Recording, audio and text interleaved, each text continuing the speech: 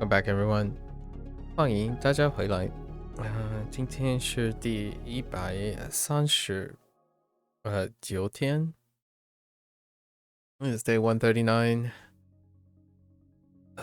Business as usual. Kind of rough yesterday. You know, there hasn't been an update for a while. Kind of curious. What's happening in the dev front? Are they cooking something? Cooking up something? All right, get into our lessons. 按照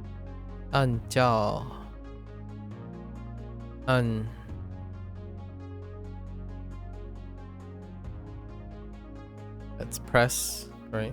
Press 要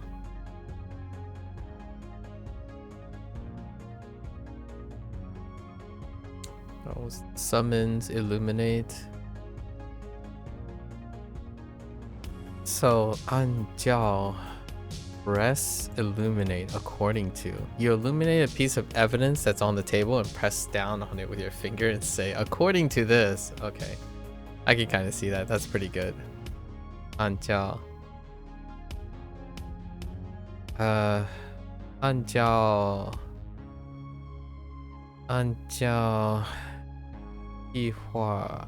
计划今天我们要去爬山。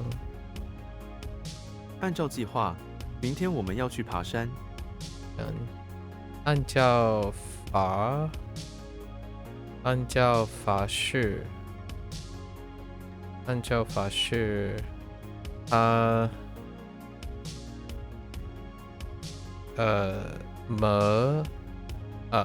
他应该受到punished 按照法律it's 法律 yeah like 律师 right 法律 What is that? 惩罚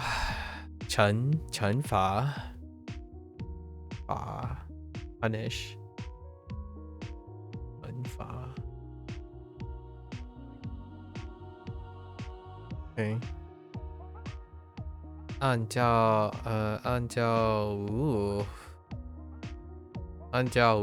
定规定okay. Regulations 按照呢 Bam. Okay. 判断 Oh, we're getting into some interesting vocabulary. 判断 Alright. 判 was the slashy. Yep. Okay. So judge break. To break judgment or to have a judgment break. When you deliver a judgment about something, you break apart the matter and judge it carefully. Okay. Yeah. So ends up being judged. Interesting. Break up the matter and I got you.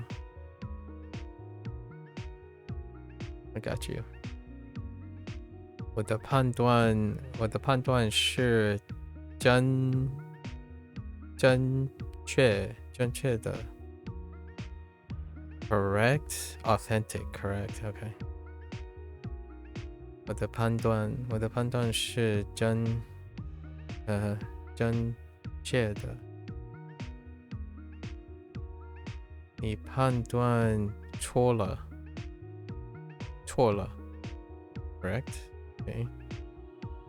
他判断力很强很强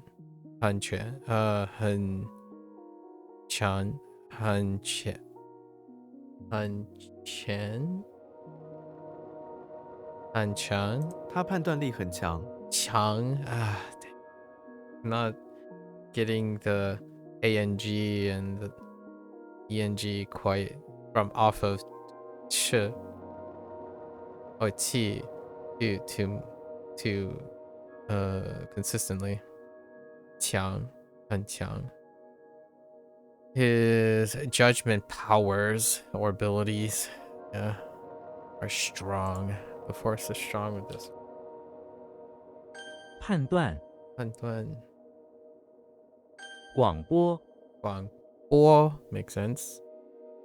We're doing the broadcasting and we're doing it extensively.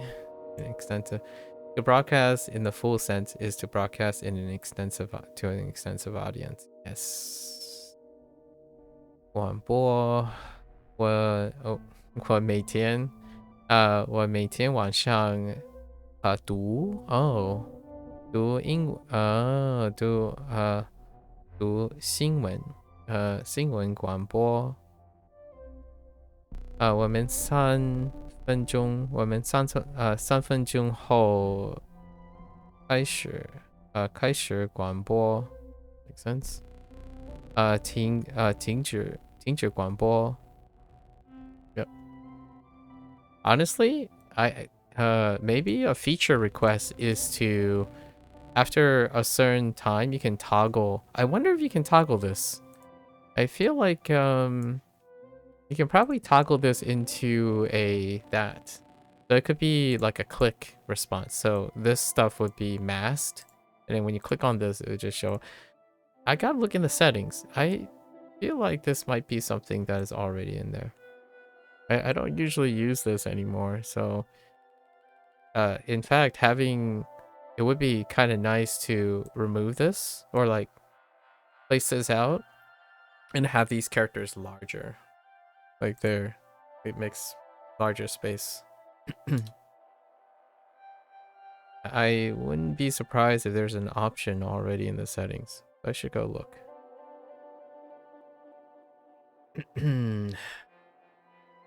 This evening sometime.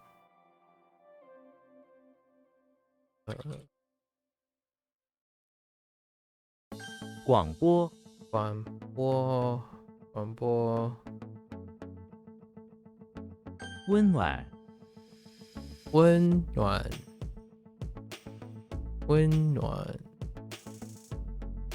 The temperature is warm. It's warm. 今天天气温暖的圈 no 温暖和圈 no 如圈 yeah 如圈 as warm as spring yeah warm like spring 温暖的来客温暖的来客 oh no 夹克 wait a minute 夹克 oh yeah 来 has yes 夹克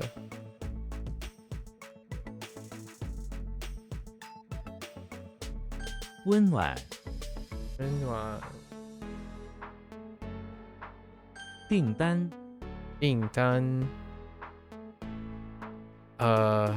to order list to order in order is to list of things you want to order. Yes, order form, that's fine. Order list, is it order list? Okay. 订单订单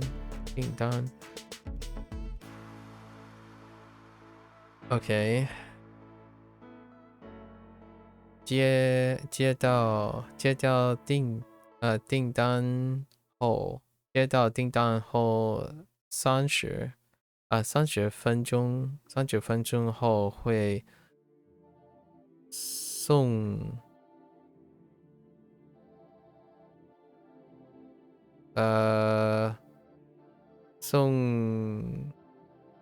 that's it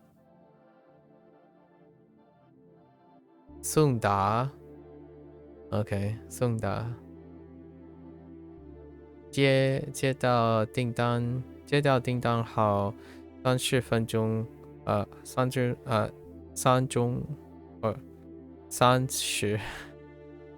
forgot the 是30分钟后会送达。OK， 下订单 which is just to place the order. Okay, that's fine.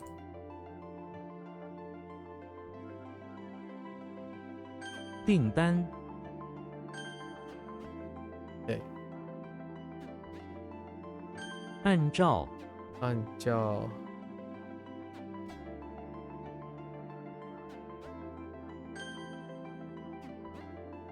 对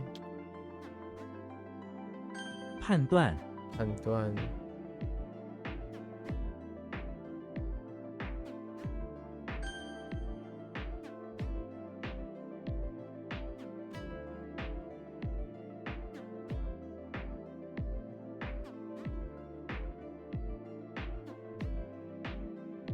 温暖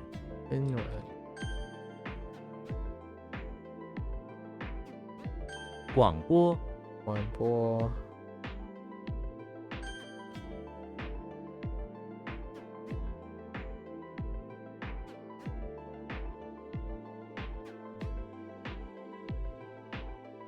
What? Oh, whoops. Missed the final.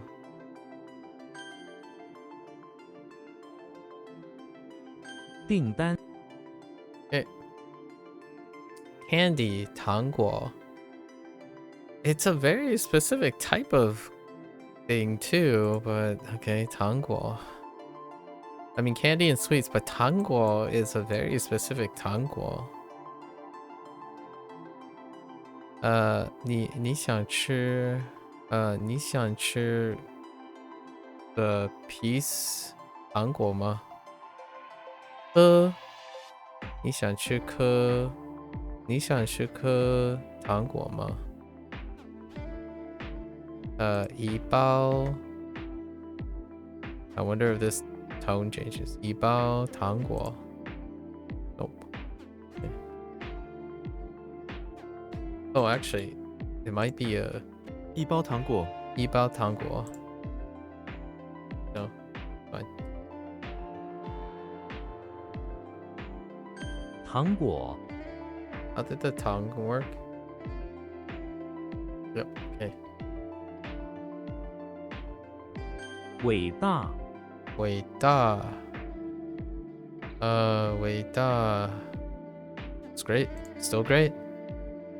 Great describes something that's considered great and is definitely a big deal. Great. That type of great. 伟大的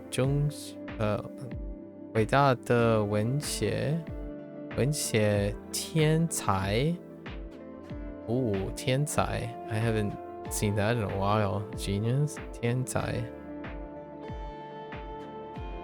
伟大的历史时代 that's a period of time. A great and then historical. Yeah, great historical period. Yep, makes sense. With the duh or characterization. 伟大直播 Yep. Straight broadcast or just live broadcasts. It's still live broadcast. Live streaming. 直播 Okay. 他在网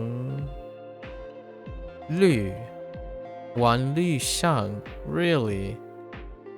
他在网络上直播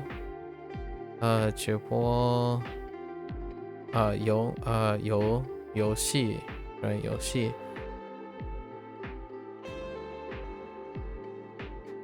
游戏 I mean that's pretty apt. I could say like 我在网络 interesting 网路 not 网络上 interesting 网路 or internet 网络上直播游戏。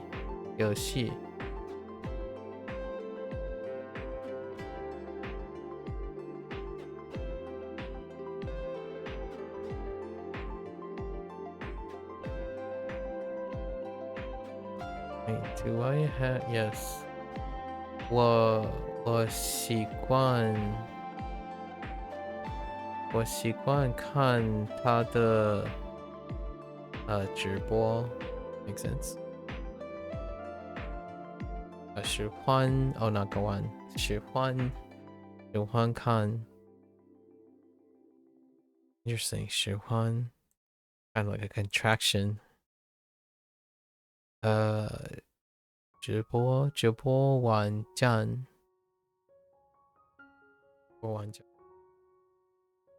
，OK， 直播，按时，按时。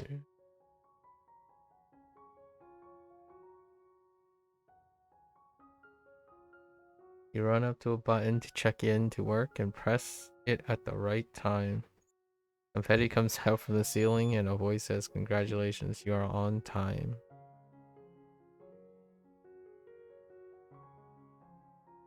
Okay. 按时到 I just saw this 到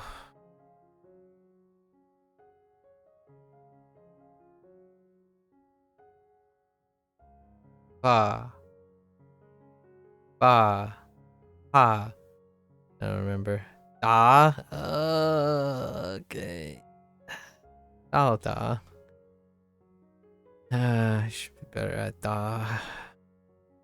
按时到达请按时完成这份工作 please please on time finish this counter work. Please complete this work on time. Okay. 你是你的按时吃药 you act of on time eating medicine or taking medicine. You must take your medicine. Yeah. Oh, that's a way to okay. Or must. Some sort of urgency. Interesting. 按时，口香糖，口香糖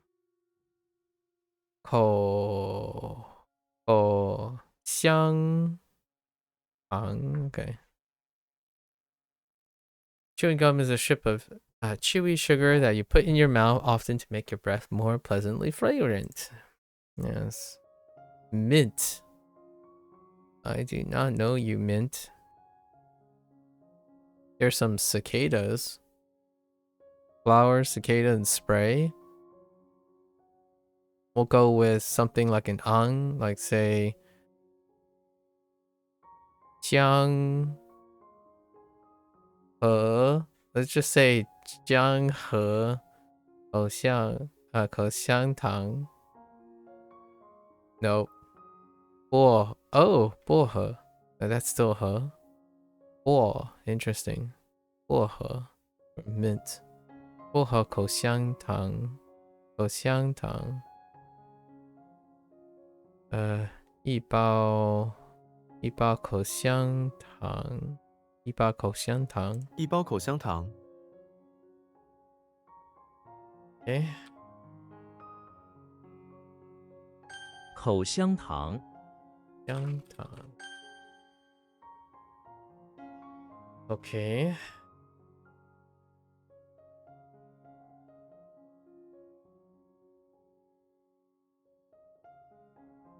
糖果，苹果。按时。按时。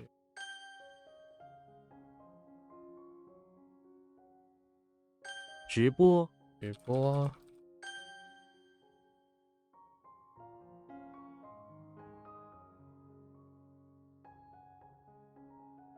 伟大。伟大。口香糖。口香糖。Alright, we're getting to the characters. 暖气, a heater? Warm air. Oh, this could be a little bit of a... I could misinterpret this. Okay. A heater makes the air around it warm, yes. Or warm air. Oh, interesting. 暖气. 打开暖气. Got it. 暖气片. A slice? A heater slice? Oh, a radiator. Interesting. Got you. 我们家有暖气. Implying central heating. Okay. 暖气。内乱。内乱. Internal chaos. Civil strife, civil disorder, domestic turmoil. Maybe like internal conflict. I don't know. There's quite a lot of a country experiencing internal strife when the land and public within it are in a state of chaos and discontent. Yes. 这个国家正在经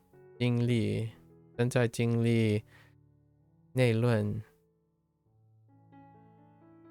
This country right now is experiencing internal strife. Oh, yes, that works. Or the country, I suppose. Sure. 国家的 something thing 受到内乱的 something something. 国家的稳定 is stability. 稳定受到内乱的威胁 threaten 威胁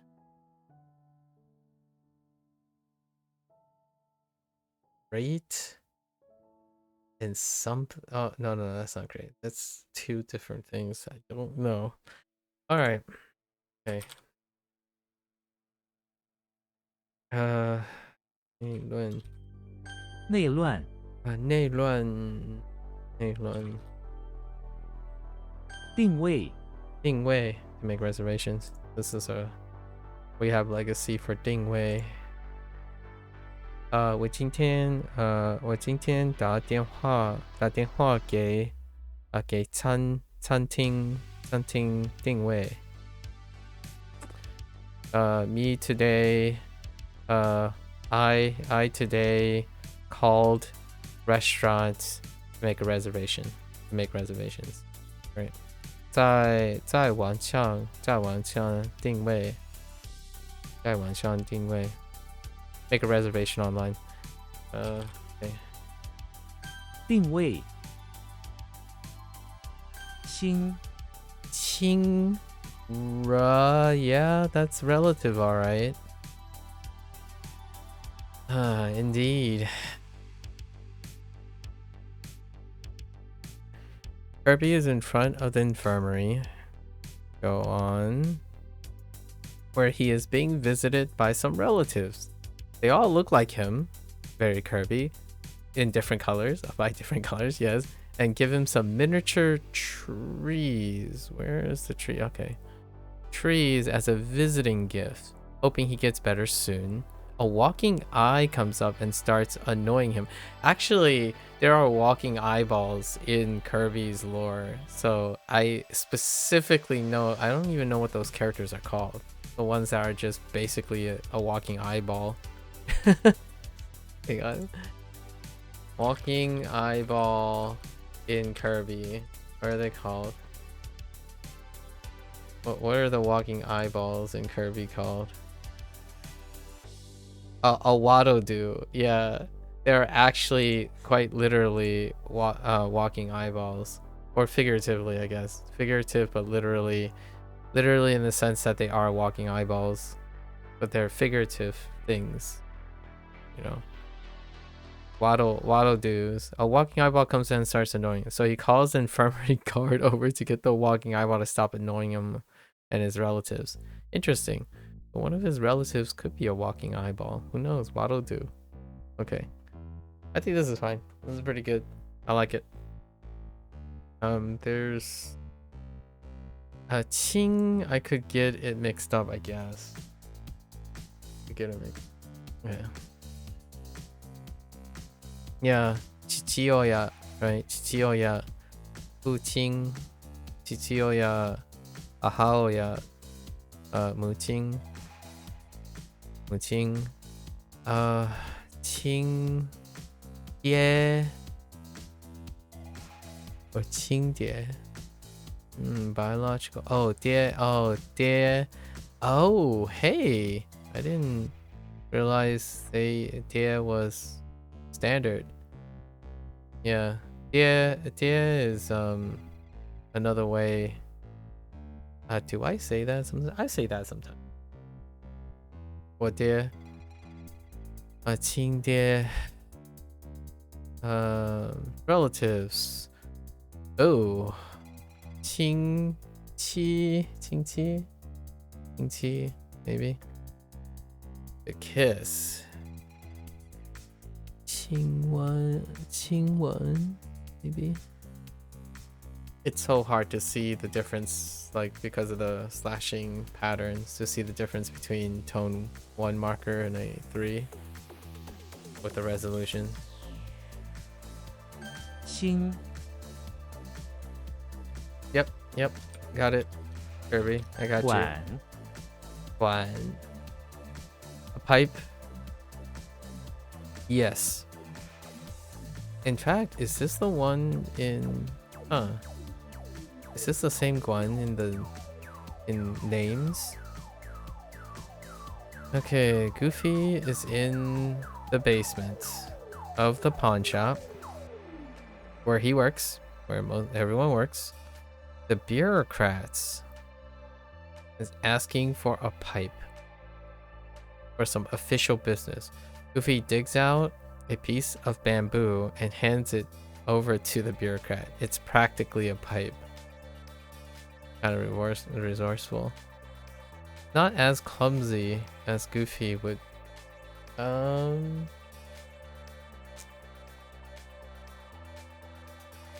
And maybe the bureaucrat was somewhat satisfied with the bamboo pipe. They really were referring to like a... we'll see how well that... It's kind of hard to settle Goofy.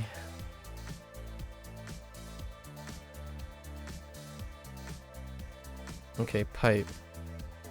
Guandao. Xie Guan. Yeah, Xie Guan. Makes sense. Drinking straw. Interesting. Really? Xi... Can't tell. Xi Guan. Guan Xia. Okay. Not the same Guan. Guan. Guan. Okay. Xing. Mm-hmm.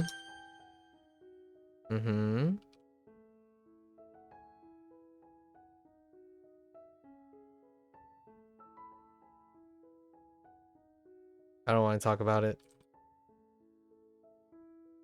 内乱。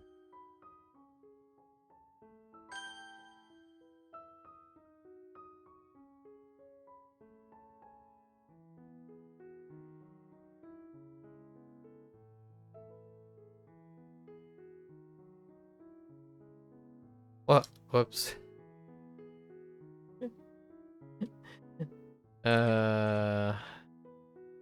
定位，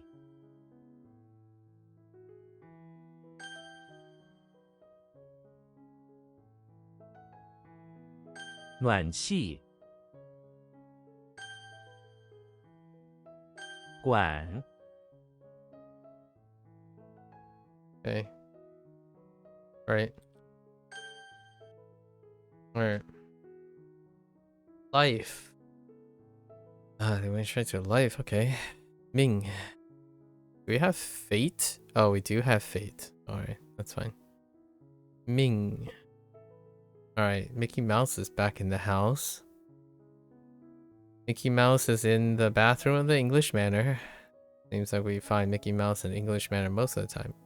Underneath the marble sink, right, the expensive marble sink, he finds a glove.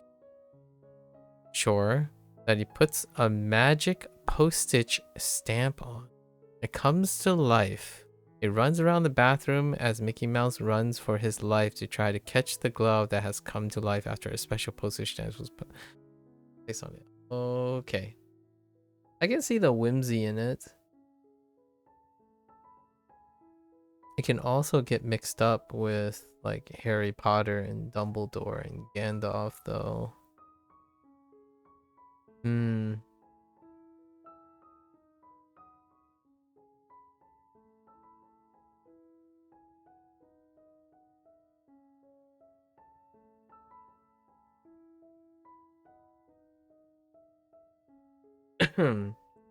Guess we'll see. Shen Ming. Life. Ming Yuan. To carry fate, maybe? Or just destiny. Wei Ta Ming. Yeah.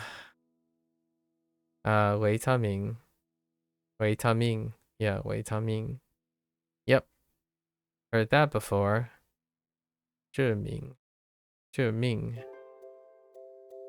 It's actually really not only vitamins. It's used quite a lot for other assortment of supplements. Ming Ling. Orders. Interesting. 命，义， Yi. Oh, justice. Justice is complicated. Ooh, we have a handsaw. Okay, handsaw and sheep, huh? Okay, Yoshi is in the bathroom of the house where he has found a sheep. The sheep is dying and has a handsaw stuck into its back. Its blood stains his wool and runs all over the bathroom tile. The sheep asks Yoshi to find the infamous sheep killer and to bring it to justice. Yoshi eats the handsaw and pops it out into an egg as the first piece of evidence in his search for justice. Okay. I mean...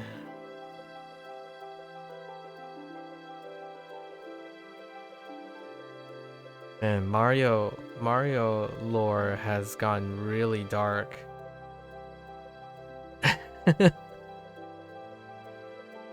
Alright. I thought maybe it'd be like a somewhat like a comical Nintendo friendly scene where Yoshi is being Yoshi really wants to go to the bathroom, but he's confronted by a sheep that has a handsaw that's holding his own personal toilet hostage.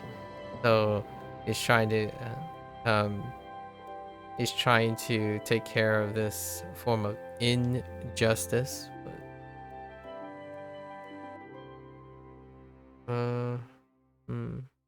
all right, give it hands out. I think I'm not going to aggressively change things if it sticks. Zhang Yi makes sense. Zhang Yi. Duty. Yi Wu. Justice task. Duty. Yi. Idea and justice. Significance. Hmm. Chivalry. 假意. Derogatory meaning. Wow, that escalated. We went from chivalry to derogatory meaning. Alright. 义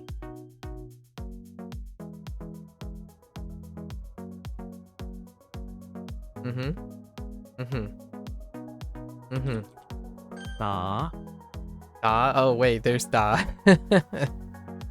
To attain. Okay, we have obtain too.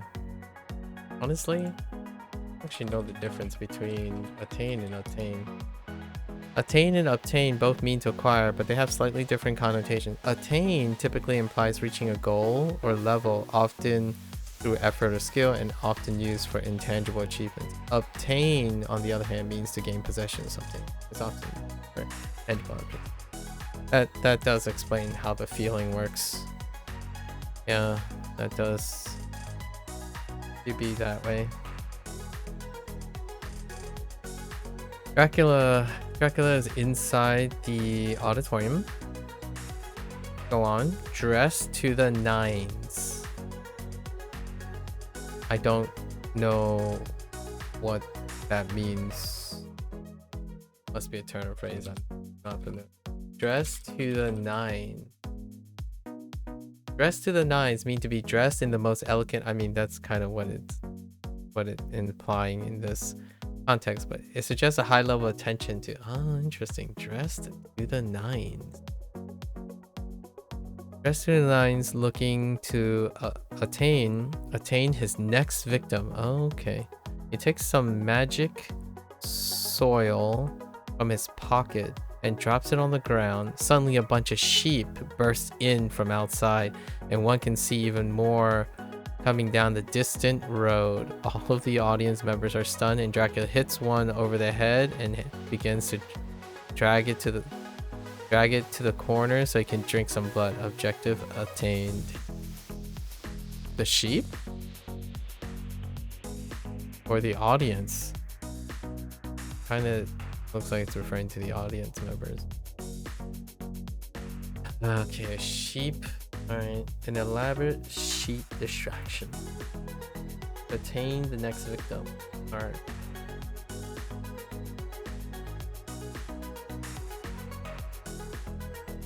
Got you, I got you. I mean, that's what vampires do, right? 表达 to express. To attain expression.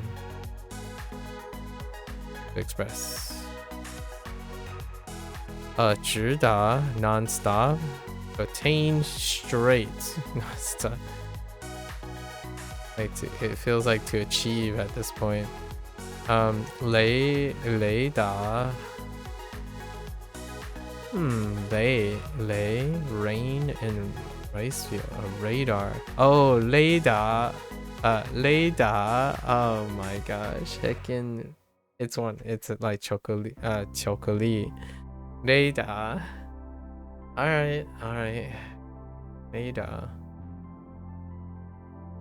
I wonder if they're gonna add like GPS.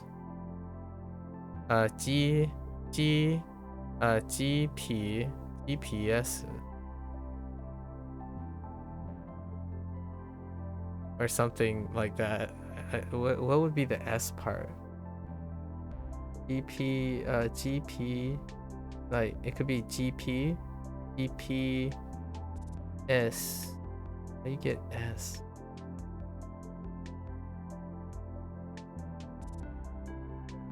Alright, anyways. 打 Right? Auditorium, soil, Russian, bonk. Okay, yes. 龟 Gui, hey, we got Gui. Things are lining up. So Gui regulations. Okay. Oh boy, 2 Goofies in a row.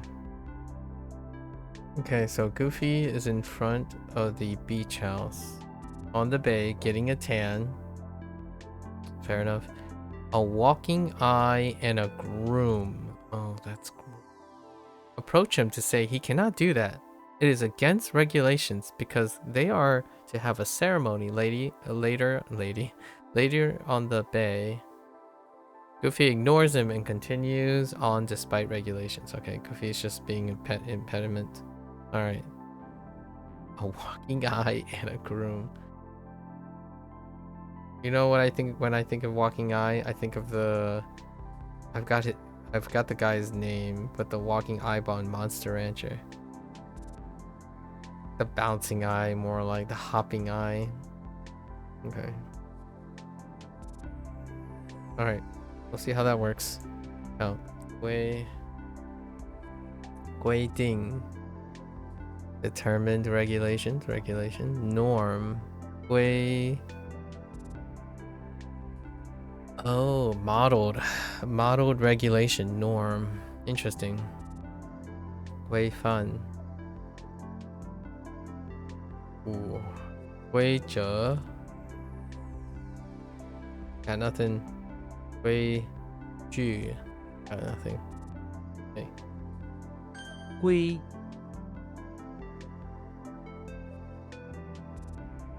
Oh, pardon me. Fatigue is kind of setting in. Okay. We had a really fun. There was a lot of yap yesterday. Private yap. Private yap. Just yap with the peeps until very late. Okay. 玉 Yeah. We have a ceremonial mace and a page. Yeah. Yu-Gi-Oh. Yugi is in the bathroom of his house, carrying a ceremonial mace that one of his cards gave him. Sure. He prepares to enter the bathtub, but in advance, he wraps his ceremonial mace in a special preservative page so that it does not get dirty as he puts it gently on the bath tile. Okay, that's fair. He's just chilling. Maybe have some artifact from his cards, you know, the ceremonial mace. It's protected from getting splashed while he's like chilling, trying to relax. I mean, good soak. Alright. Beforehand, in advance. Alright. A forecast. Yi Bao. Oh, report. So in advance report forecast. Makes sense. Yu T. Calculate beforehand. Expected. Nice. Yeah.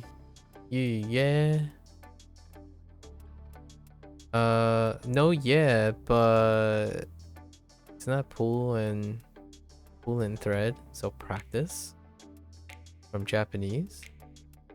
No. Promise. In advance promise in an appointment. That's actually kind of like a sorted out. Yeah. 预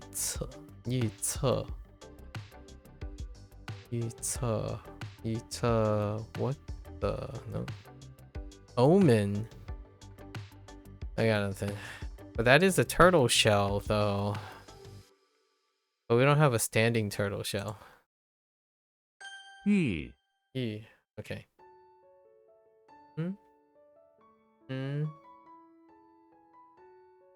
Okay. Alright. There's something so visceral about imagining the scenes. There's such a ritual involved. I think that this is sorely, it's very sorely lacking in the Kani department though. Things are visible, but they're also not, that the routine is not consistent in one. There's like constant like idiosyncrasy, so you have to try harder, obviously, which can lead to better, which could lead to more retention. Yeah, I don't know. Okay.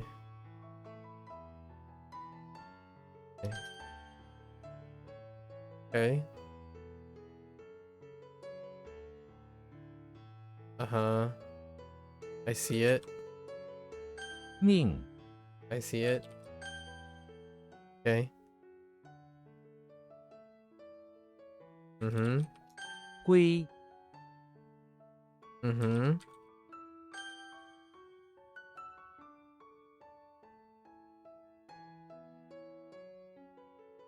Mm-hmm. 义 Mm-hmm. Mm. Mm-hmm. Mm-hmm. 打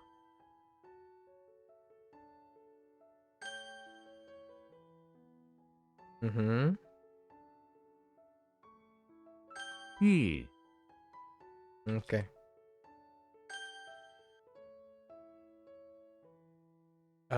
Tomorrow is gonna be interesting. All right, 136. The numbers keep going up. Okay. Let's try to lock in.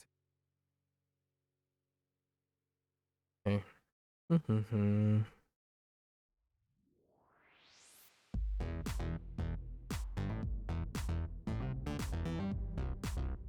技术他的技术还不错。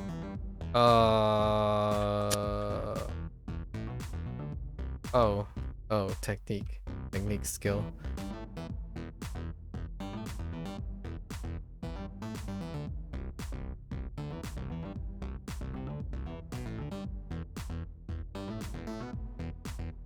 Japanese.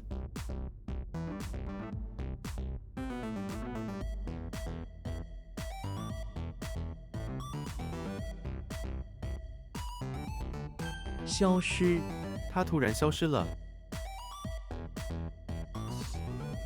他突然消失了。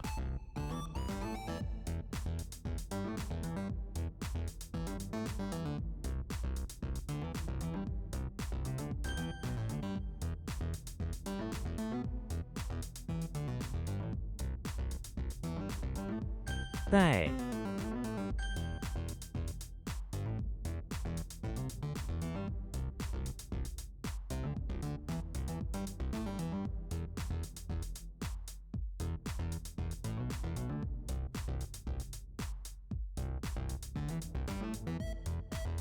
气候这里的气候很不错。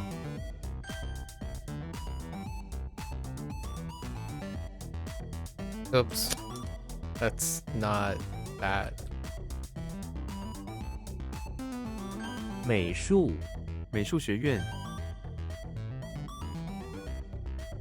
色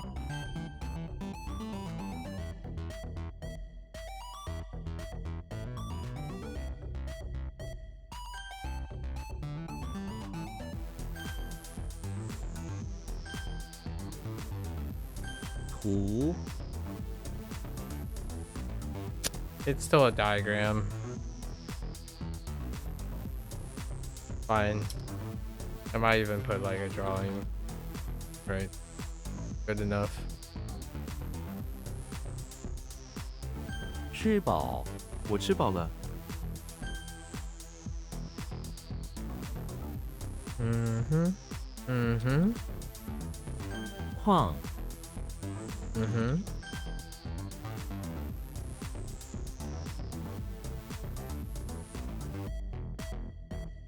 互联网他们使用互联网来销售产品。 Whoops. Wrong tone.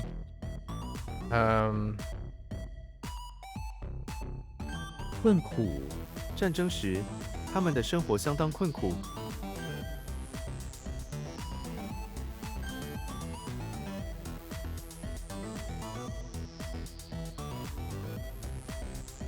Oh, wrong tone.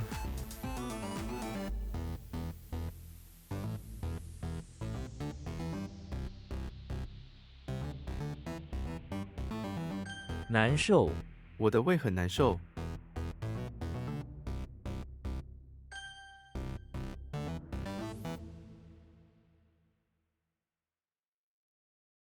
球鞋你的球鞋在哪里？写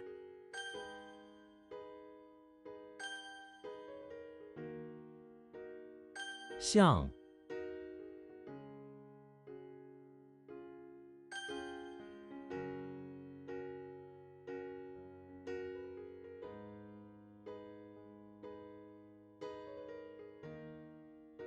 干杯，为友谊干杯。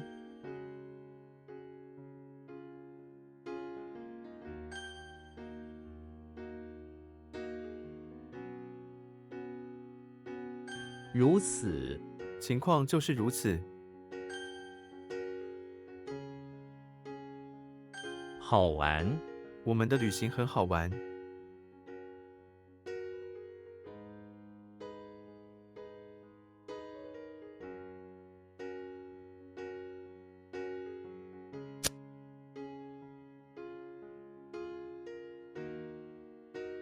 Oh. 画，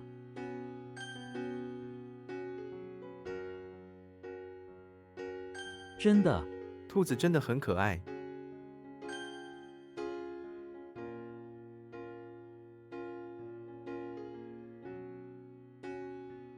租金，每月租金1500元。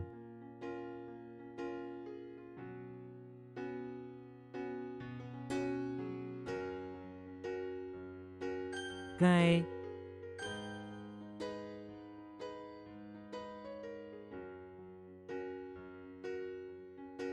迷信，你有什么迷信吗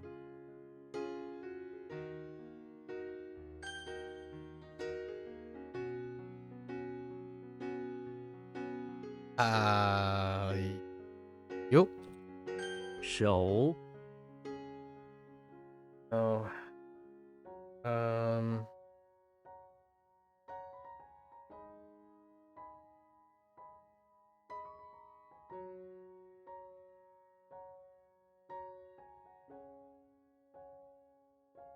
Oh no.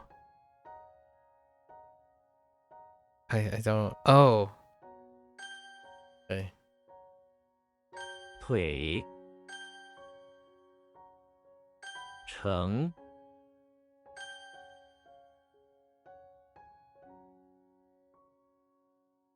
，Tianhatsu. Oh no, that's not Tianhatsu. That's Hatsu is a gate. Uh. 天际，在遥远的天际，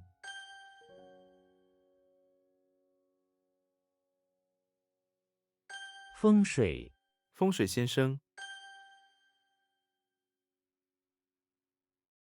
Oops. I thought wrong. 1-4 mix up. 水饺，水饺是一种中国传统食品。It certainly is, especially for the Fujianese area. Or the Fuzhou dumplings. Oh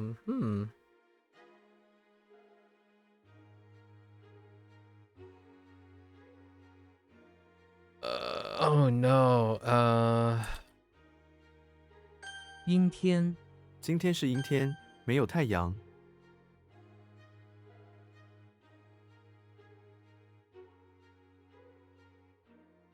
手套，这两只手套不配对。That was a problem before. I just blanked on that before. 理由，你有什么理由不来上班？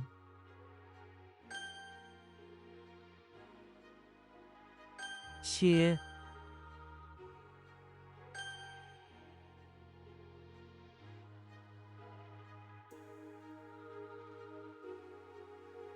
营房，我们必须返回营房。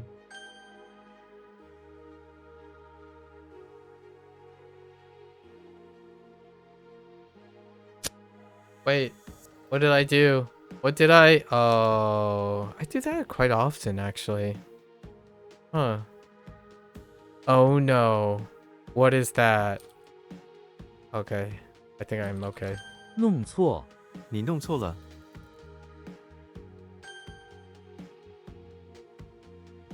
Crises averted.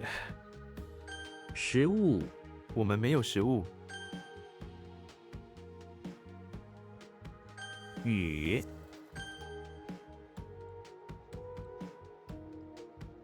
What the? Wait. What I screwed up?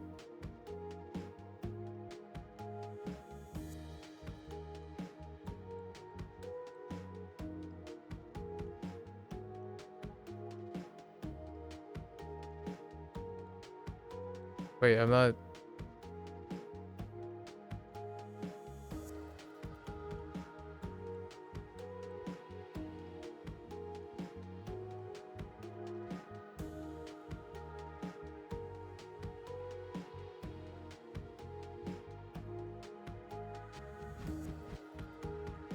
It's probably if I mixed up. No? I'm gonna have to look at that again. Oh no, that's okay though. I don't have to talk. No, no necessary, no obligation. 南极 None. 南极的温度是-35°C。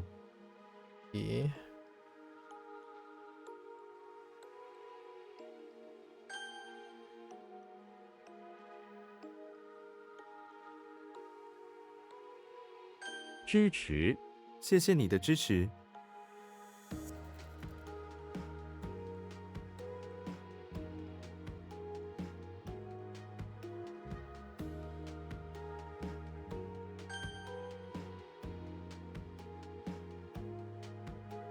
饿死他饿死了。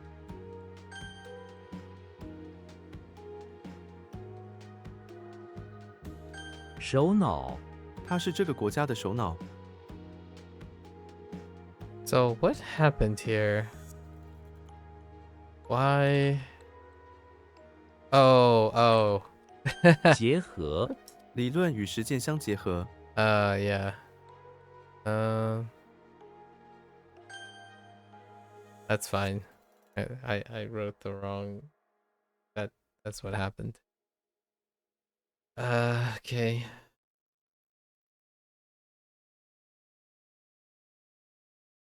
团结团结对敌。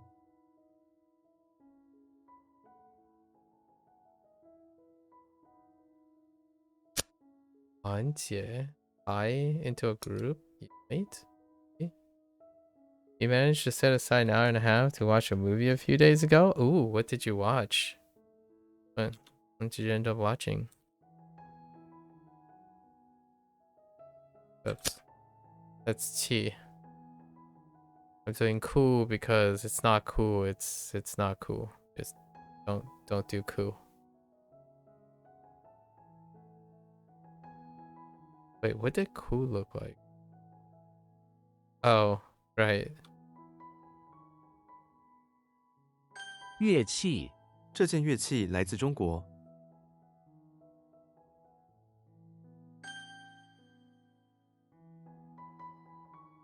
北极圣诞老人住在北极。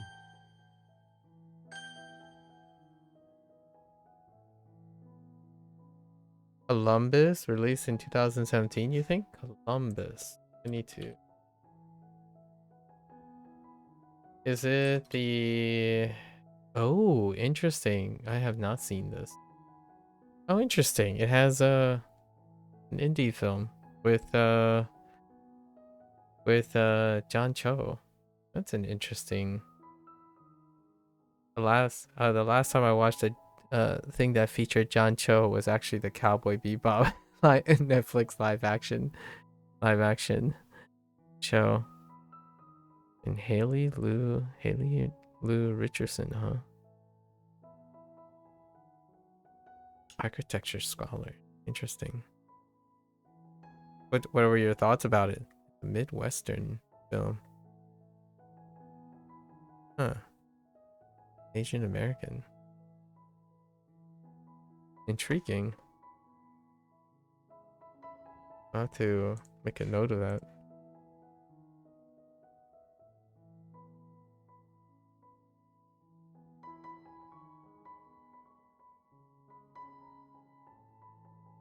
成绩特殊的成绩。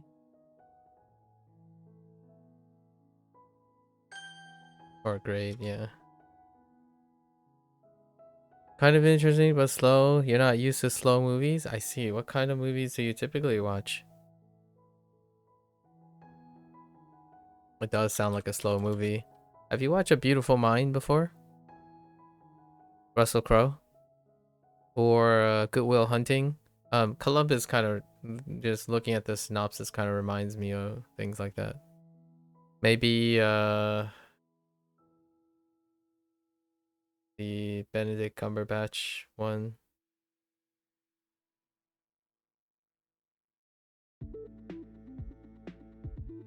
Hang on.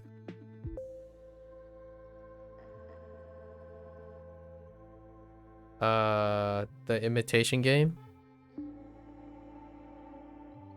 Imitation Game. A Beautiful Mind. Good Will Hunting. Maybe.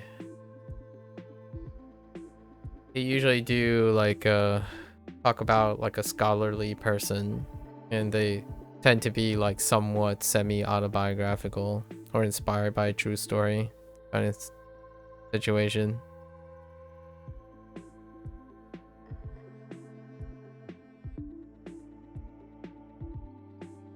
Tan, hey. 为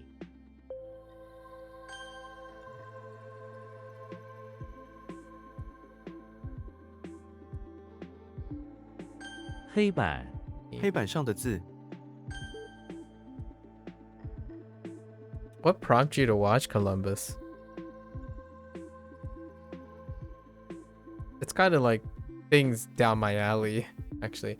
There's one that is, this one, some of these are pretty, espresso depresso, but there's also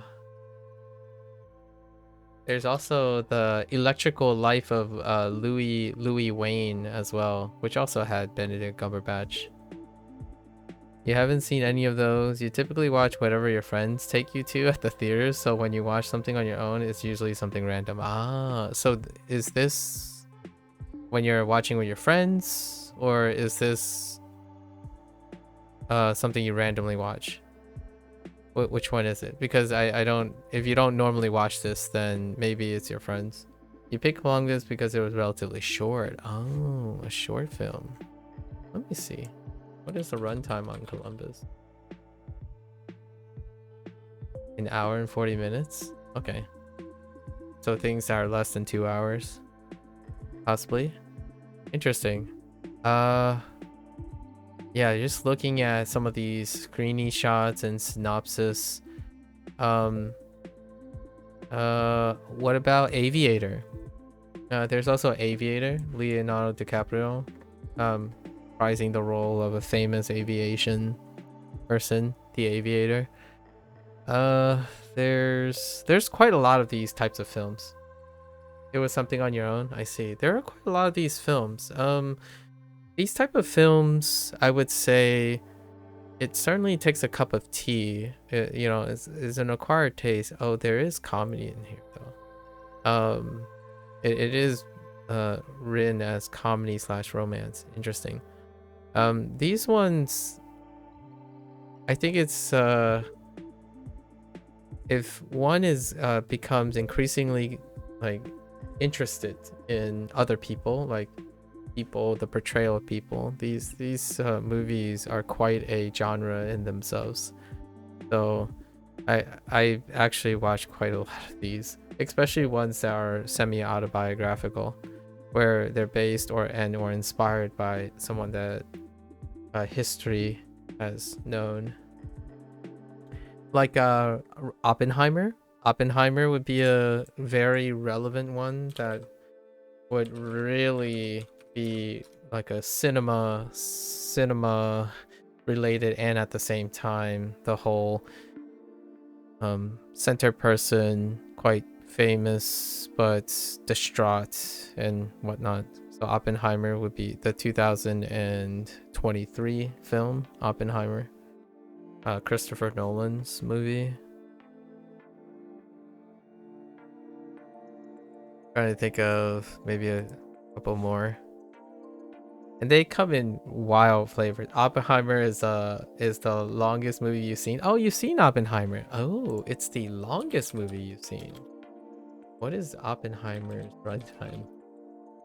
3 hours? Yeah.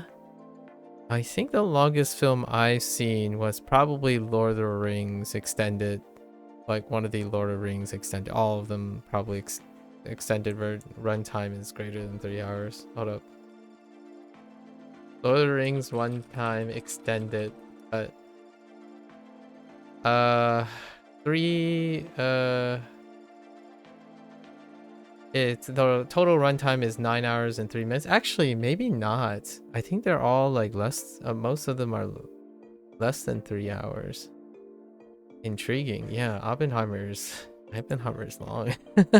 I think one of the longest films, I didn't watch this, is probably the German film, the black and white German film Das Boot.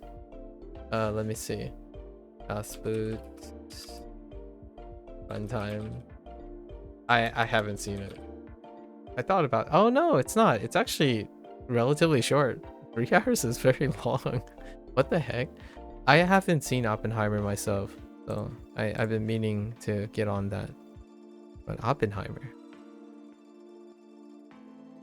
Yeah.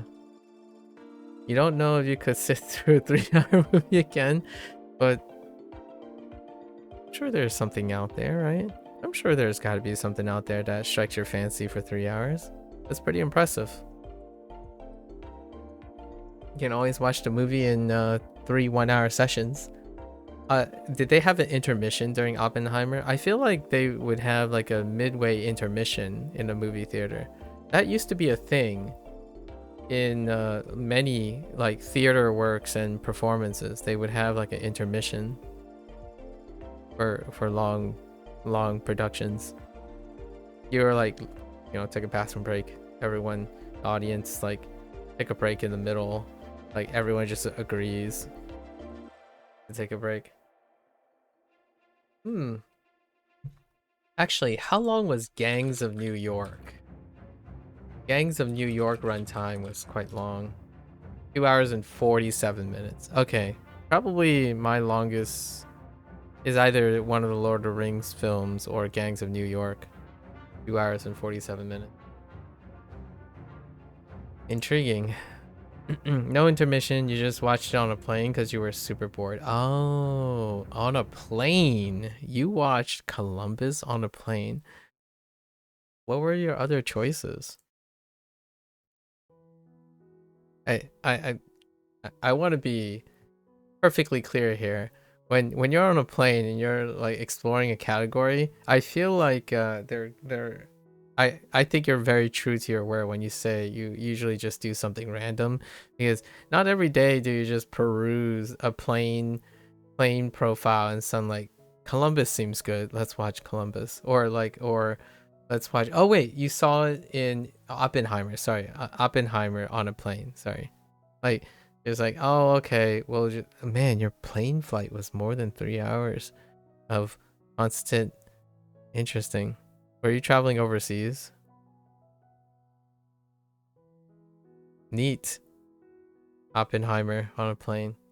I haven't traveled on a plane in a while. I don't even know what the catalogs look like on a plane anymore. Perhaps one day soon. Oh, that's not that. Dollhouse. Oops. 嗨，海底，海底资源丰富， What do you and your friends watch? There were a ton of Finnish movies because it was a Finnish airline and you were on a school-funded trip to Italy. Oh, I see. That's cool. A school-funded trip to Italy. I definitely don't hear that too often. Just straight up, all right. Finnish Airlines off to Italy. Is that close or far from where you are? or where you were. Close. 希望我希望我的朋友成功。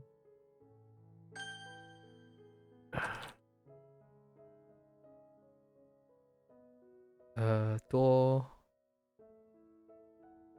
媒体 Whoops. I typoed on a 3 and a 2. 骑马他骑马上班。眼皮我的眼皮很重。Yeah, you did mention you were trying to watch more films or things. You got a list growing? Do you have a list of anything? The flight was over 10 hours and you're from the US. Ah, okay. Wow, 10 hours. And then you just have a school trip to Italy. Man. Sounds like a nice school. I didn't travel anytime outside of the one time. And that was a study abroad program. That doesn't mean the stuff didn't exist. I'm pretty sure some of my classmates and coworkers went abroad for like a trip. I don't think it happened for me. Actually, because I guess I was more of a just stay put kind of guy when I was younger.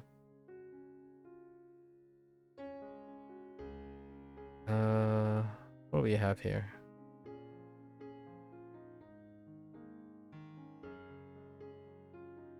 Shan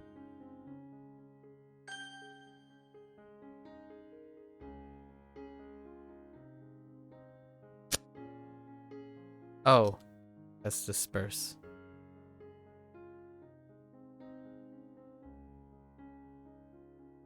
多媒体学校里有一个专门的多媒体教室。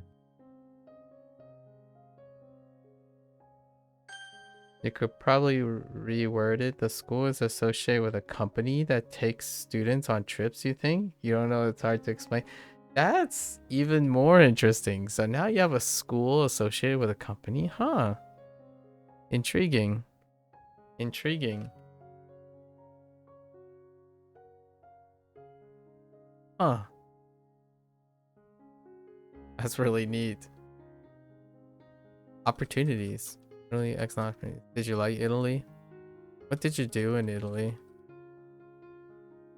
I had I think the closest school trip was like to Canada.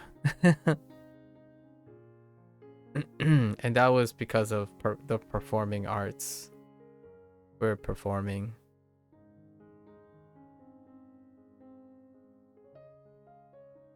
What the heck are you? A buffalo? Again, trellis. 补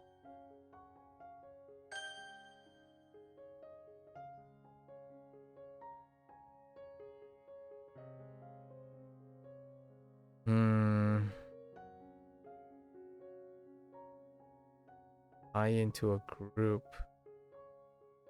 Yeah, lots of things that deal with tie just doesn't come out too well.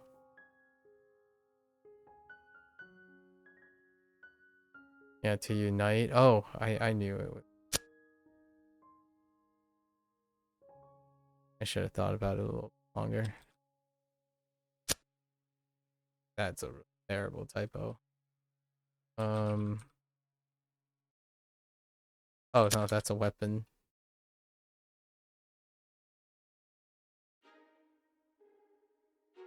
It was super fun. You're very lucky to have been. It's the only country besides the US that you've been to. You were a guide and toured. You were with a guide and toured a city a day, mainly Venice and Florence. I see.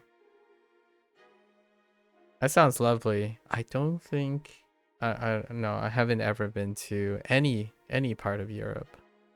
Or actually, interesting enough, I have not been to any continent. Yeah, no continent. I've been to an island. I mean, I guess you could call it a continent. Technically, all continents are bordered by water, but the only place outside of the North American continent was New Zealand.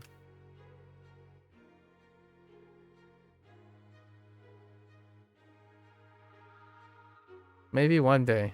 Maybe one day we'll mock up the... Do you like traveling?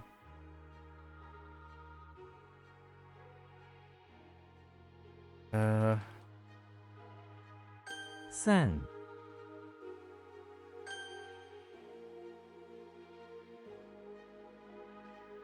值得，那部电影值得去看吗？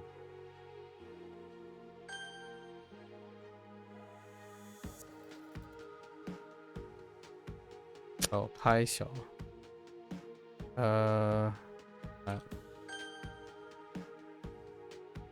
拍手，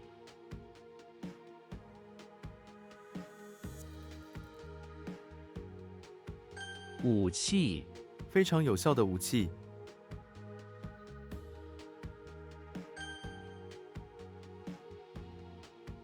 哀，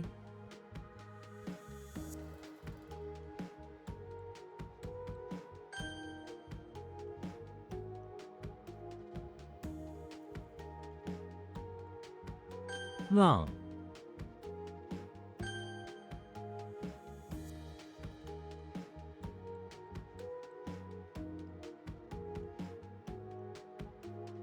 潮，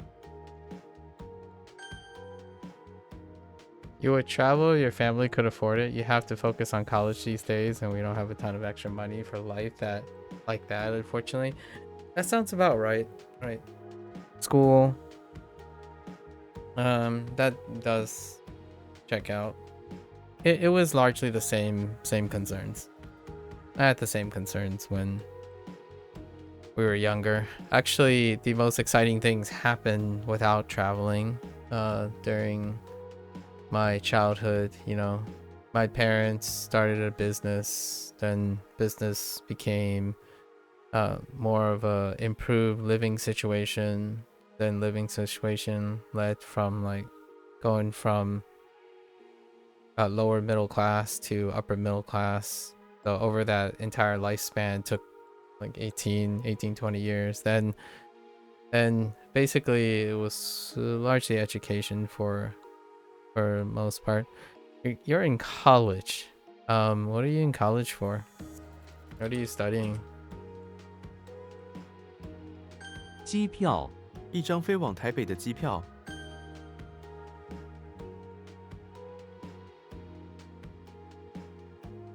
连环，连环漫画，连环。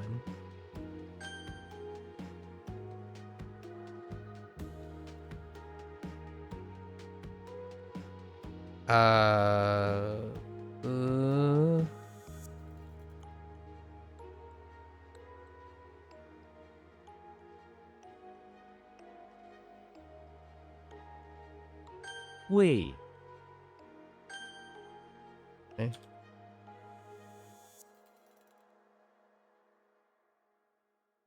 Oh.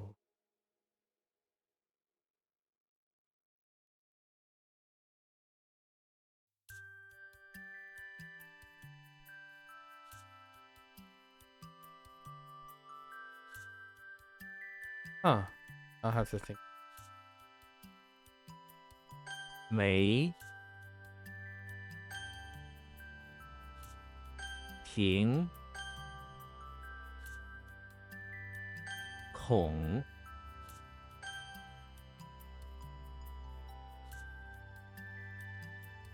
切片，土豆切片后用油炸，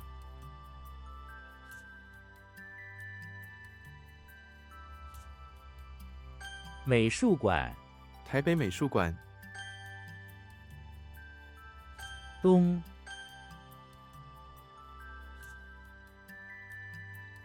春假，春假开始了，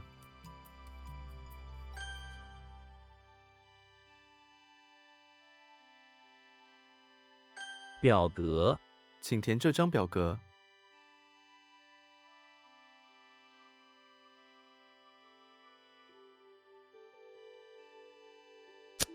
表格.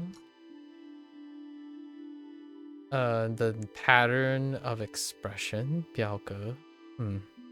You're thinking of majoring in science like biology or chemistry, maybe even engineering, but you haven't decided yet. You're trying to knock out general education classes in the meantime. That's a solid way of going about it. You know, maybe you end up in general education could potentially inspire some more clarity on that. It's not every day that someone would say biology, chemistry, or engineering. I think for every person I've asked or shared, I would say computer science majors greatly outnumber or are self-selected very strongly in my day-to-day conversations with prospective university students and or currently attending university students.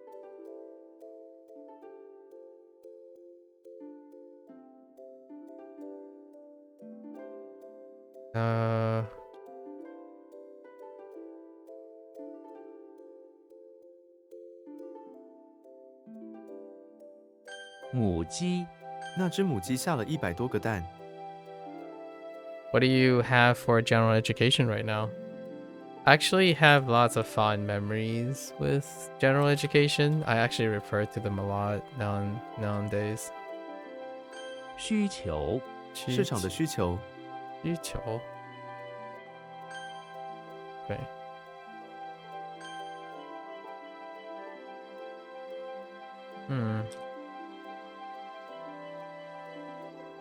Whoops. 程度，努力的程度。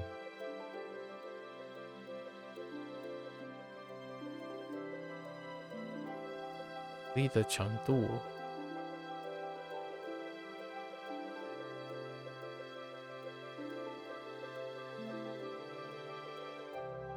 Instruction, petition degree, a perdition degree.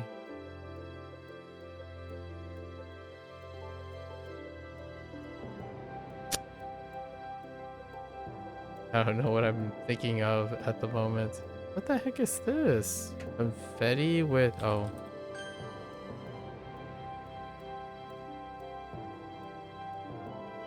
树木，不要损坏树木。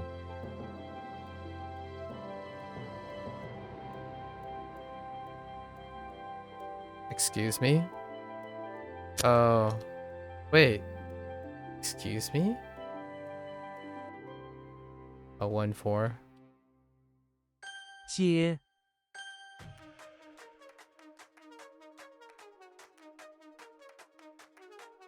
Oh my. I missed the Q button. I don't want to talk about it. 跳，西边，太阳落在西边。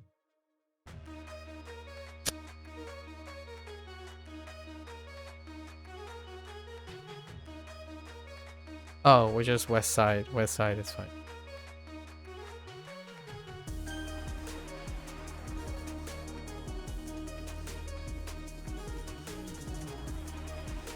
原始，原始资料。 Since this summer you're only taking one class, ethnic studies, but in the fall you'll be taking English, biology, political science, and one more, but you forgot. Probably gen education requirements in art of some sort. So maybe like creative writing, some sort of music theory, either music, arts, a language. Often our general education requirements, some sort of art. That's kind of a thing. Perhaps. Outside of political science. Political science, yeah, definitely failed. My political, quote unquote, like, science of that nature was Sociology. I took sociology. And then like instead of like philosophy or something, I took logical systems. And then psychology. Psychology, classic English literature, or British literature. Music theory, music history, modern empire building. There are quite a lot of general education stuff. And then I took Spanish. 2 semesters of Spanish. Yeah.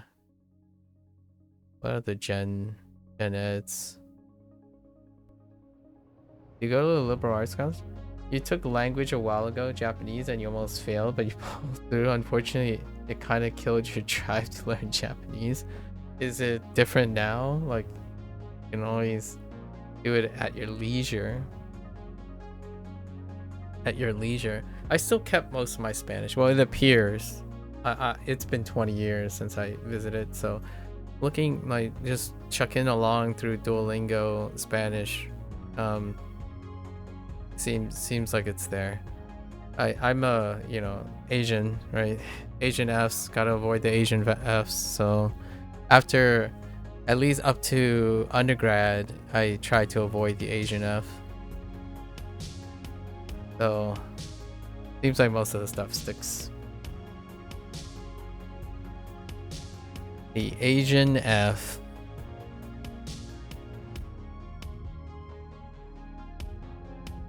Japanese. I didn't get a chance. I don't think Japanese was a course. So Spanish. I took Spanish in high school as well. So it naturally led to a choice of Spanish in college to fulfill general education requirements. I would have taken a film class if film existed. The liberal arts college that I went to had a specialty in music. So I took music history instead. And then we took like creative writing. And then psychology and sociology is some of the stuff that I've used most of my life. Language learning for you is in a weird spot. You were interested in German for quite some time, but you lost intrigue recently. Now you open Duolingo and try out random for fun to see what sticks. That's a great way to use Duolingo.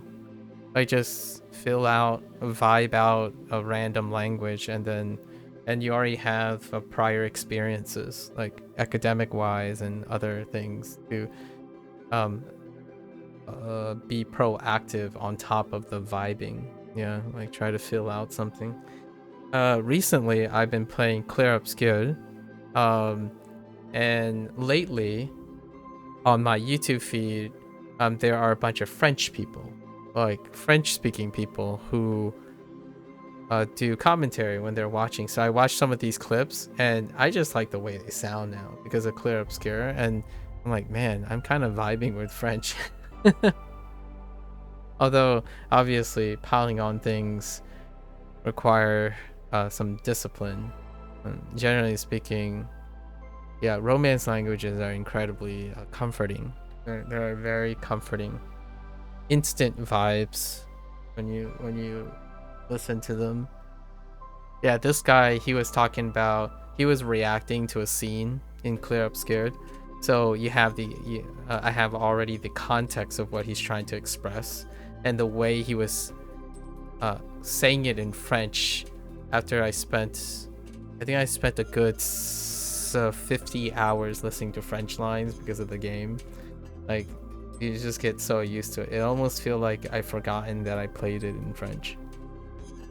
I hope there will be like Spanish games, or I think that's kind of a great way to fill out a language.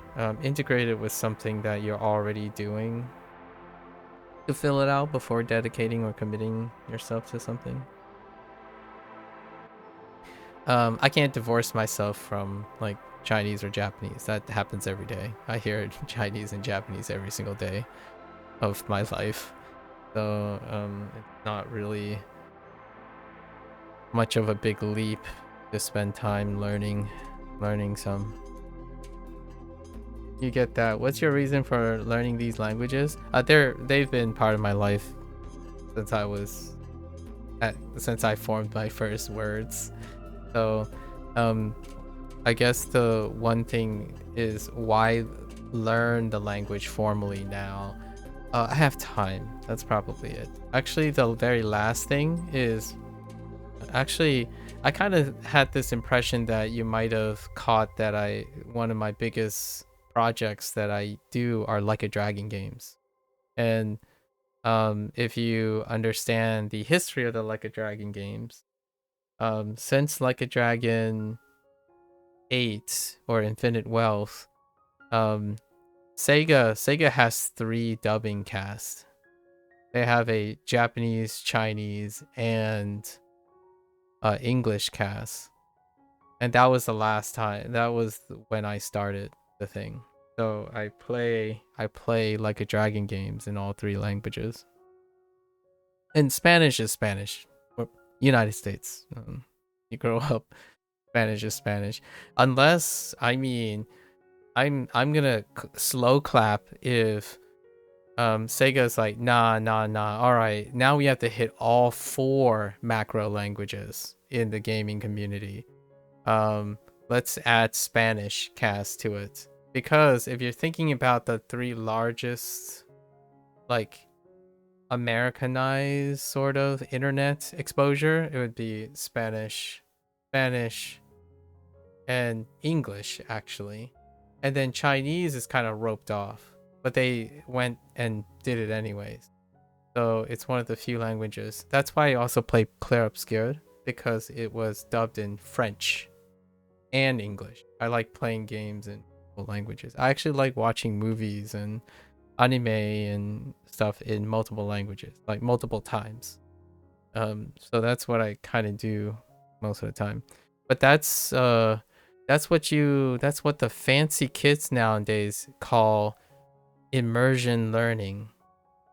But that's not what I call immersive learning. That's passive consumption.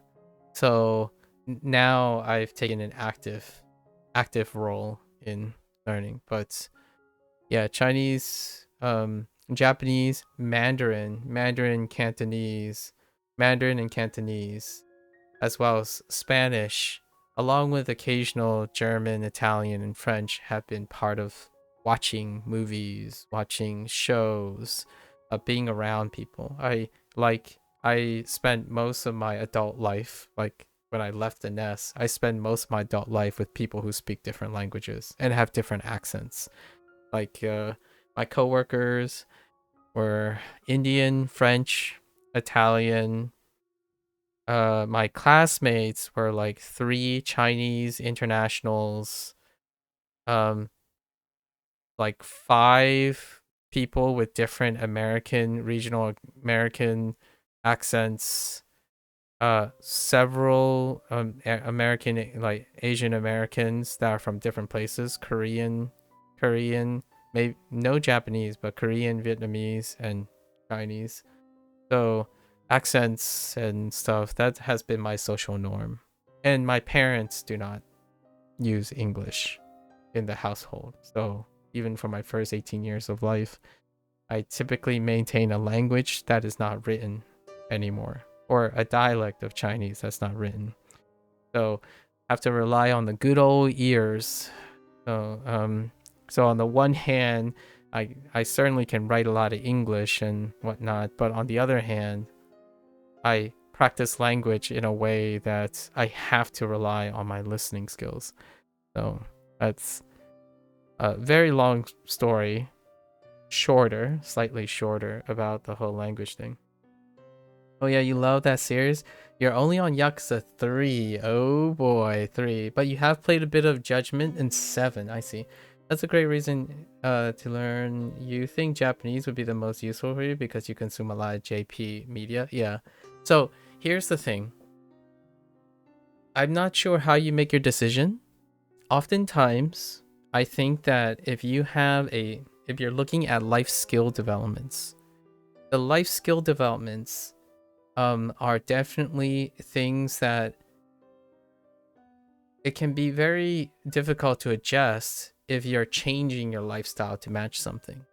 But it's often great if you already have the lifestyle to match it. And if you're already consuming a lot of Japanese media, making like even the smallest changes that allow you to be active with your Japanese media, you're going to do that anyways.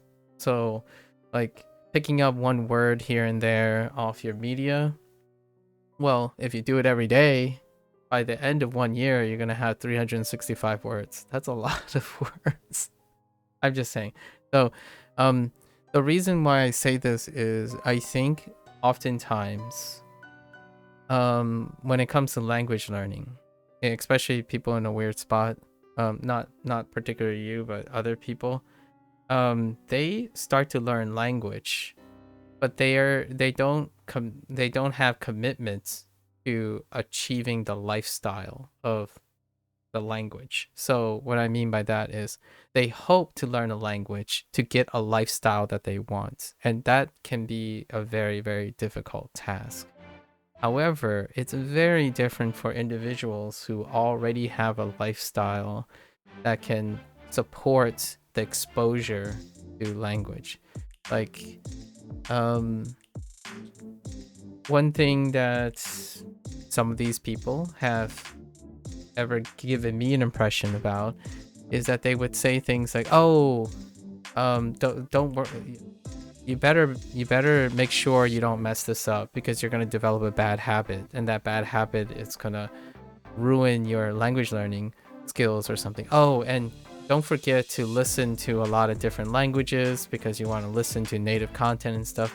That's the kind of thing that often comes from someone who is picking up a lifestyle and they want to make that part of their lifestyle. So I often encounter this type of difference between people. And for myself, that's why it was very difficult to answer what my reasons are for learning these languages, because they were already part of my life for a very long time, for as long as I can remember. I think it's also very difficult to know what language I formed my first sentence in, because there were 4 languages before I formed my first sentence. So it's very difficult. However, I think when it comes to decision making, people see language learning as a hobby and it can turn into a lifestyle. I think anime, manga, as some people feel like it's not serious enough. Making your actions be active one day at a time, since you're already doing it, makes the process very much more approachable. Like every time you pick up a video game, if you add one word to your Anki deck, for example, that's one word that will be very important to you. I feel there are a lot of people who think that they can be something that they're not overnight, and that's one of them. That the idea is that, oh yeah, one day I'll be fluent in Japanese. Like, well, that can be true, but what are you doing now? Like, are you enjoying the things you're doing now?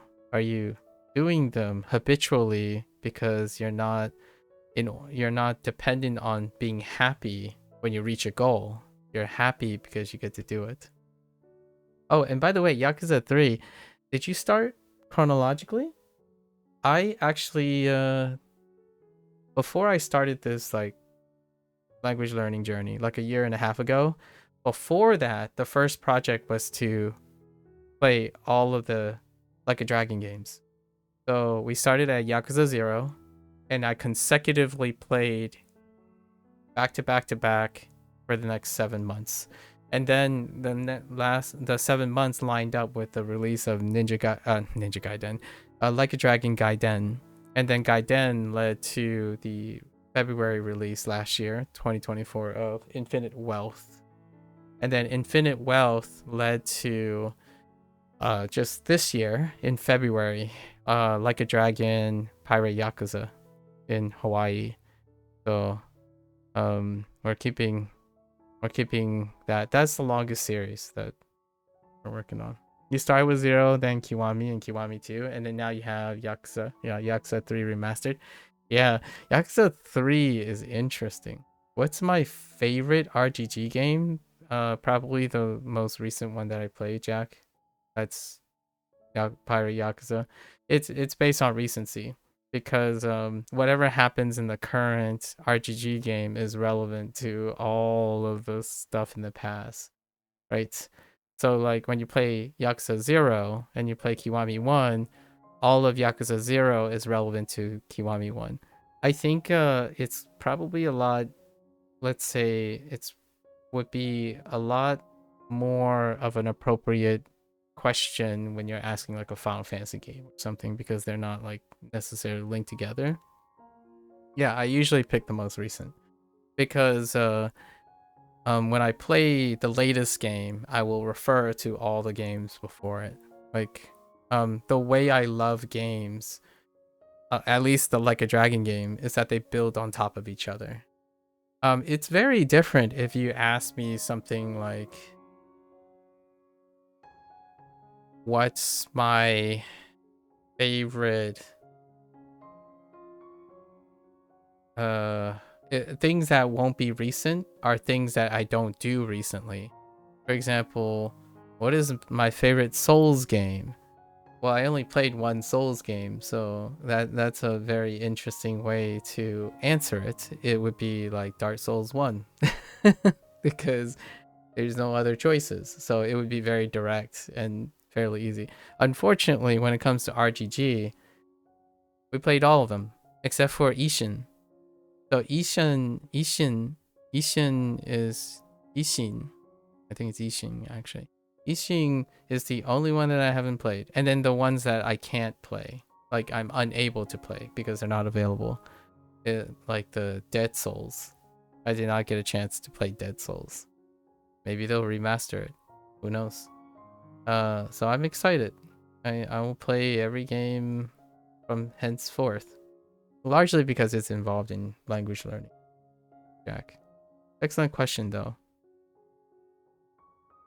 You need to remaster Kuro. They need to you want to play that one? Kuroyo. Which one is Kuroyo?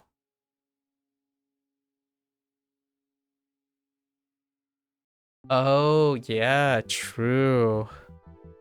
There is that. Yeah, there is that too. Yeah, I understand. I found out what you mean. I technically didn't play the other game too, which is available. Oh no. They are involved in other games, but not like properly involved in it. Like for example, like the Fist of the North Star related things. Kind of. They have a new game coming out. They have a new series coming out. Did you see the trailers? Bill? Jack? They have a new game coming out.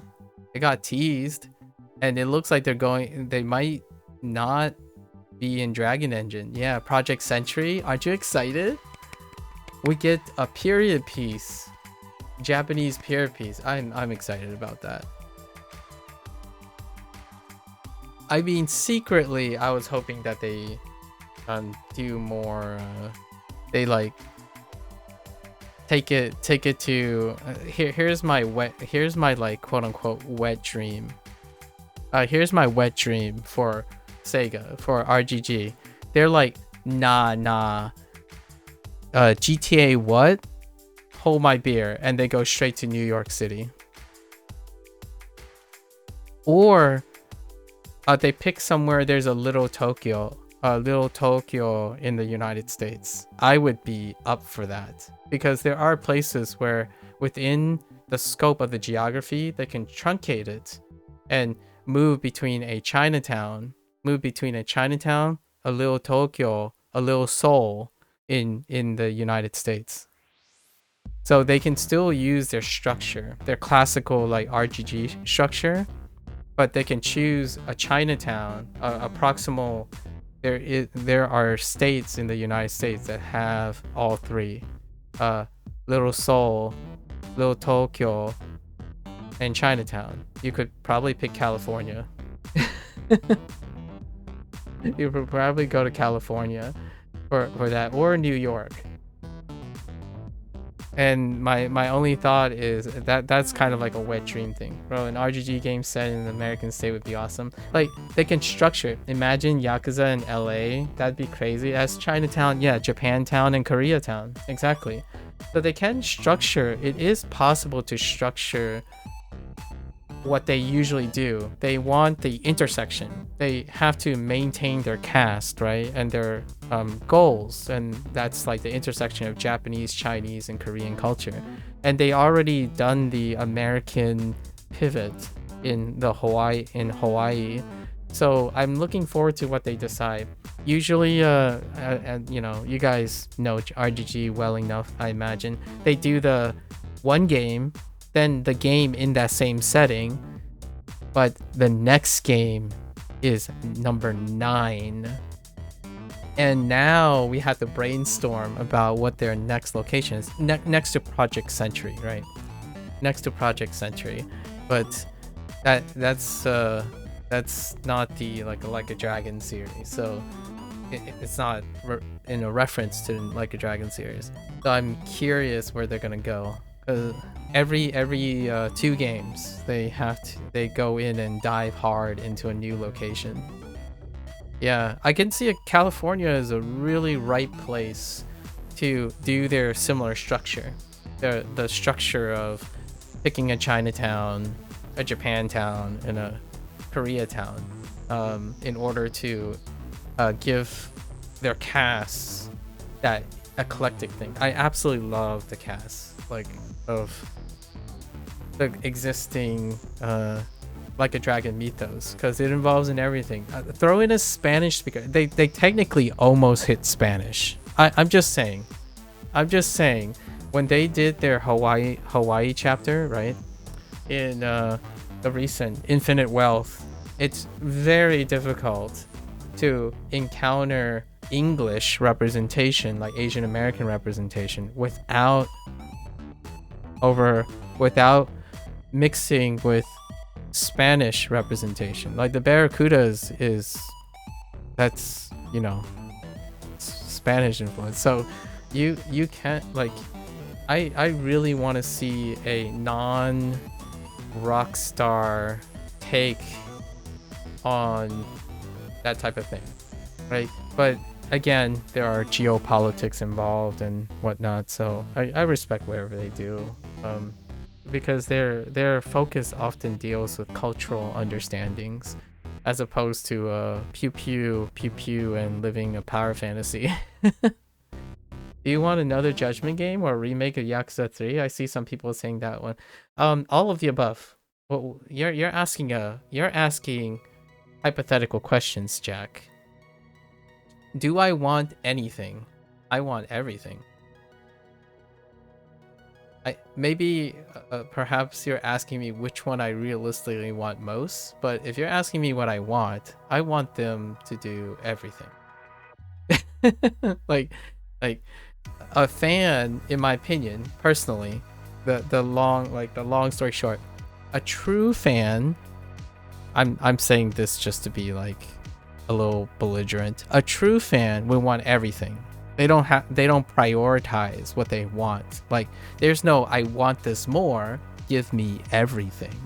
Like, if they decide to release Yakuza 3 with the Dragon engine, sign me up. And then they say, what else do you want? You know, like, it's one of those things when they give you a list. You know, Capcom does this, by the way, every year. Capcom polls their audience to see what they want in the future. For me, I would say, hey guys, if I can control all the bodies of the fans of RGG, I would vote for every single series exactly the same amount, so that RGG is like, well, it looks like we're making all of them. That's what I would do. Although, hear me out. I would love to see Okinawa in Dragon Engine. Like, give me Okinawa. Rikia deserves better. I'm just saying. He needs a swan song. Yeah, you know, like Okinawa just gets brushed aside so often. The kids get brushed. Hey, okay, Jack, Bill, I'm. Oh, you're in Yakuza 3 right now. This is all relevant to Yakuza 3. He has 9 kids. I'm just saying. You know, RGG, hear me out. He has 9 kids. The next series is Yakuza, Like a Dragon 9. What are the chances that they're gonna go back to Okinawa and just have all the kids be the characters? all 9 of the kids get teased. Actually, it's technically only 4 of the kids get teased because they have like consistent voice actors, but still, there are 9 kids, right? I always joke about this. Maybe one day all the games are just 9 of the 9 orphans, right? That's Kiryu's 9 orphans, because Taichi and all of them are grown up now. They're all adults, and they're about the same age. They're about the same age that you start with Kiryu.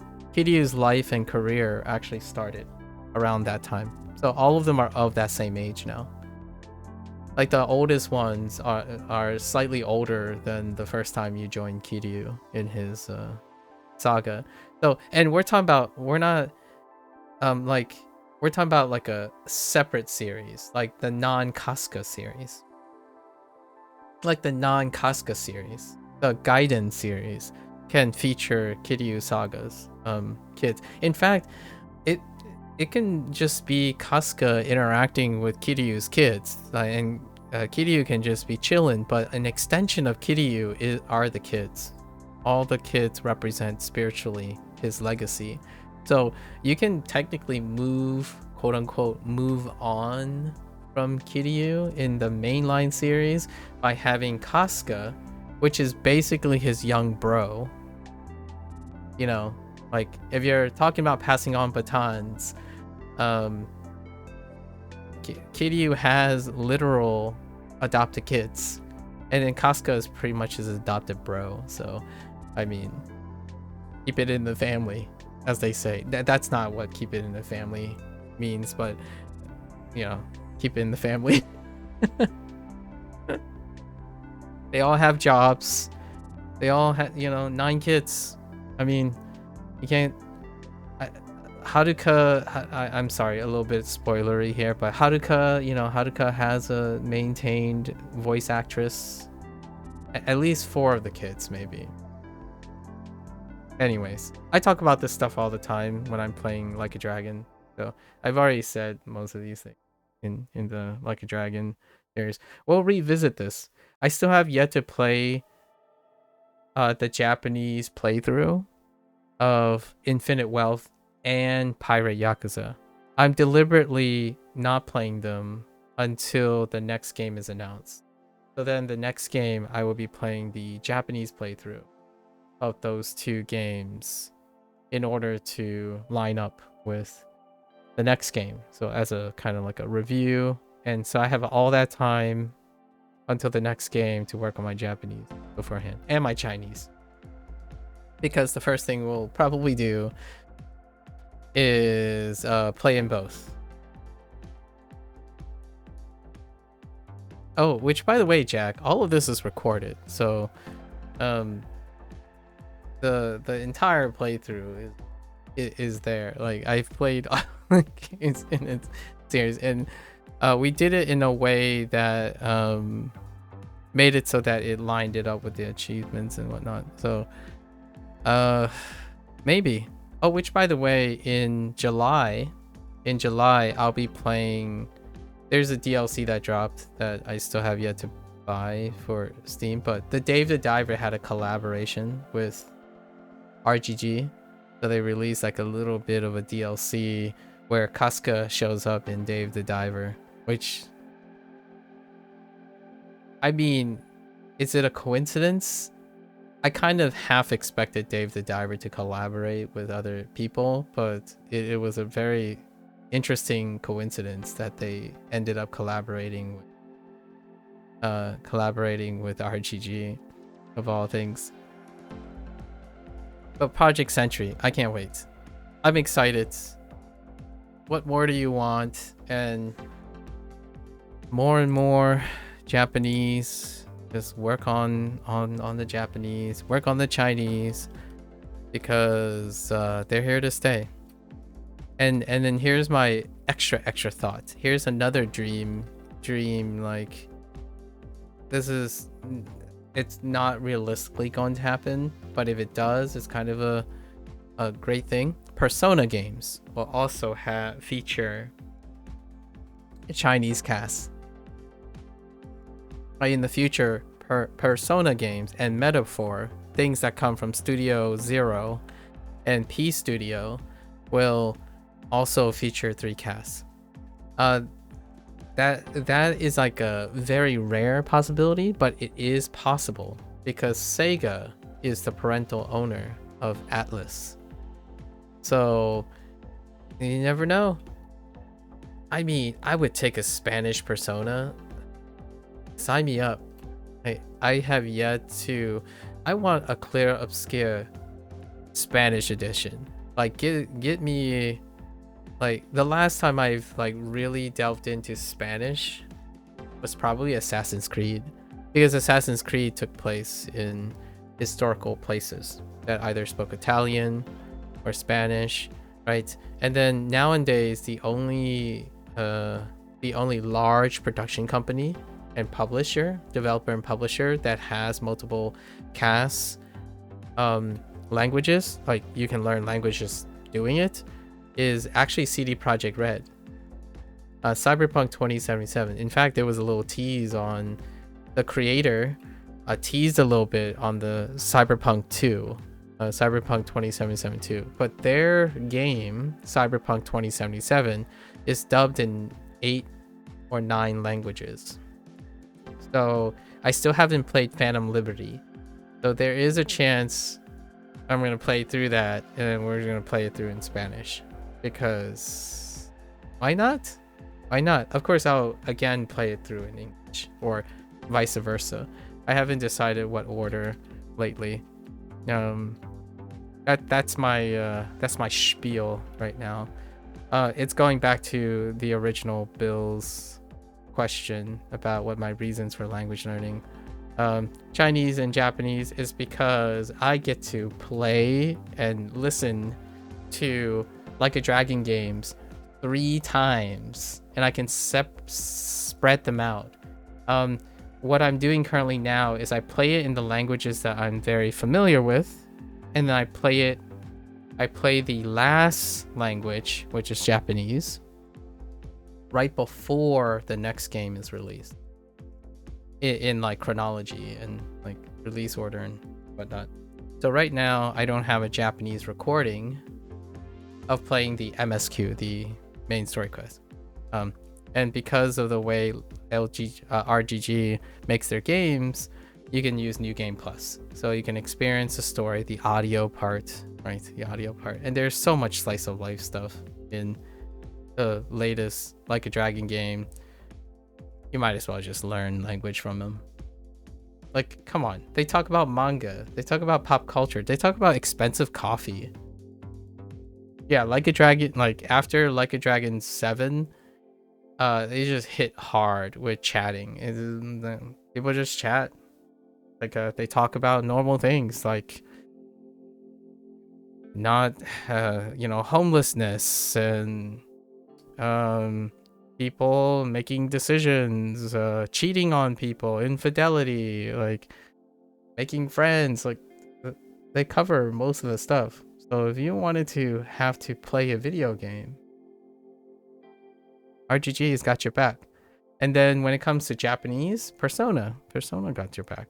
Although there are like lots of periods where you're doing paranormal stuff, right? And then for Like a Dragon, you have organized crime. However, organized crime is a very real thing, so not so much the paranormal stuff. But occasionally, you know, you have magic and whatnot. That type of magic stuff, though, is video game related. So you already play video games, so it would be one of the topics you might be interested in knowing some vocabulary. Anyways, besides that, you know, GTA 6 is around the corner, so go for it. As far as I know, Rockstar Games do not have multiple dubbing. They have a bunch of localizations, but one primary cast. American English cast. Okay. So let's get back into this. Pattern expression. I want to say like personality, but I don't think that's how this works. Oh, it's the form. I need to block this out somehow. We need to do some blocking for this. Pattern. We need to ascribe a new name for pattern. I think this is the third time that's been a problem. And then this one is weird too. The degree of procedure. Be like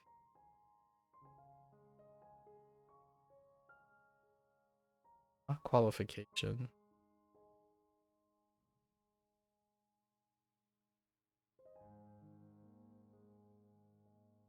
Yeah, it's not qualification. The degree. Teacher degree. Oh.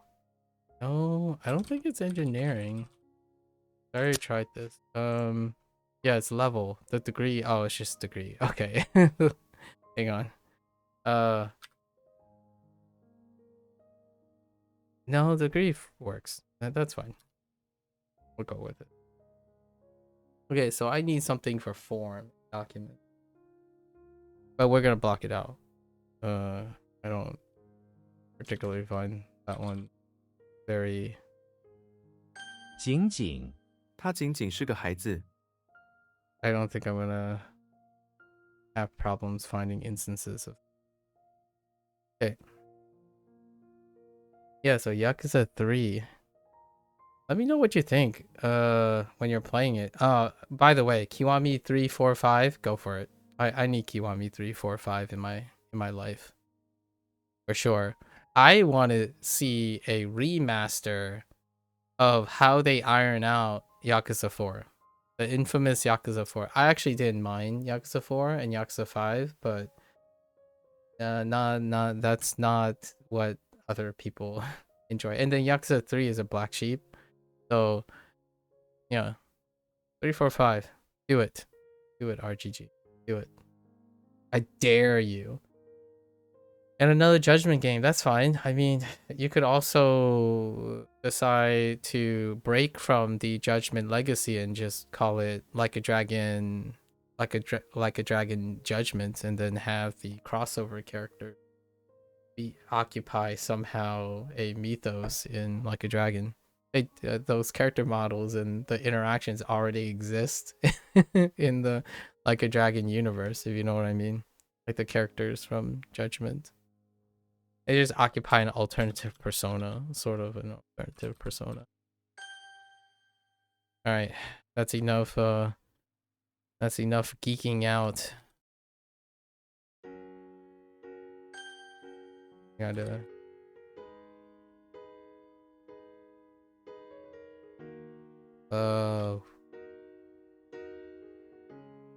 What?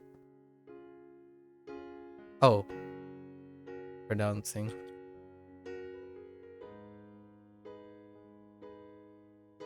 水龙头 水龙头在滴水。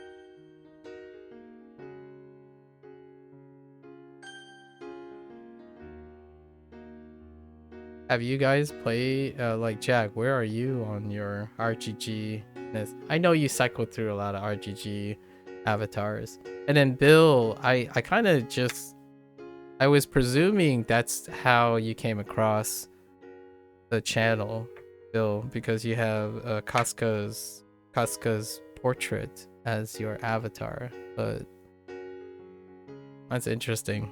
So it wasn't the Like a Dragon thing. Yeah, I dedicate a lot of time to Like a Dragon. Probably the only, it's the longest running series now. It has dwarfed, now it has officially dwarfed my Final Fantasy legacy. You're low-key a fake fan, you've only beaten 0, but you know a lot about the other games just by being online. That's fair. That doesn't sound like a fake fan. You like being around and listening to things online. I think it takes, I don't want to be a contrarian here, but it actually takes more interest to listening voluntarily to content about Like a Dragon versus playing a game. You're waiting for Kiwami to go on sale to get it? I see. Yeah, actually, you can do the bundle thing. Like a discounted bundle, because it ends up coming out cheaper for every game you already have. You know how like Steam does the subtraction on the sale? So you buy their new, what is it called? The series starter pack or something. No, not the series starter pack. It's like it's everything. Like they do everything, but how Steam works is they subtract the ones that you already have. If you're referring to the Steam thing, I'm not sure if you're actually using Steam, but for Steam, I'm not sure if other stores like Xbox Store or something has this, but it was like a. Oh, Xbox doesn't have it. Okay. Yeah, let me see what it was called. Because I saw them advertise it recently. Yeah, the complete series. Oh, you just like watching people learn languages? I see, Bill. Yeah, the entire series. It covers from 0 to 6. And the last time I checked, when it went on sale, the whole series from 0 to 6 was like $15. Subtracting all the current things you have. So from 0 to 6, it was less than like $16.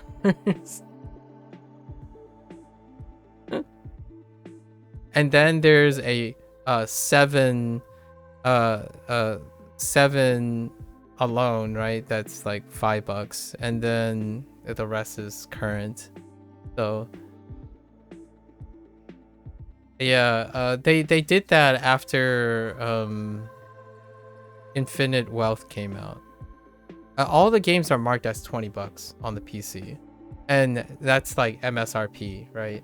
But usually when you talk about games of this like age, they get reduced by 80 to 85% of its marked price. So Sega tends to aggressively lump all the bundles together. So if it's $140 MSRP, you subtract 90% from it, right? Then it comes out to be less than $20. And the thing is, bundles have a 20% discount the bigger the bundle is.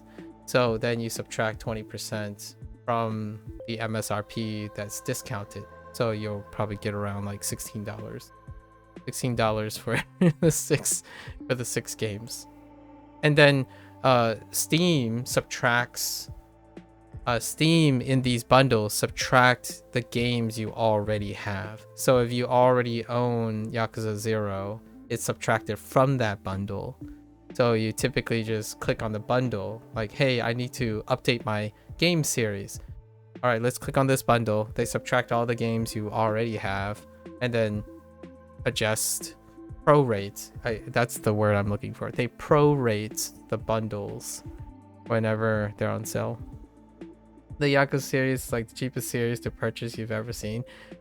Probably, unless you have Sega competing with itself. the Sega Collection is probably one of the cheapest series you'll ever purchase. The Sega Collection, which is basically say all the Sega, like all the consoles titles together and for one price. Or like you can make an argument Capcom's Fighting Collection now, like Capcom does it now. So Capcom and Sega are the preservationists, very preservationist publishers.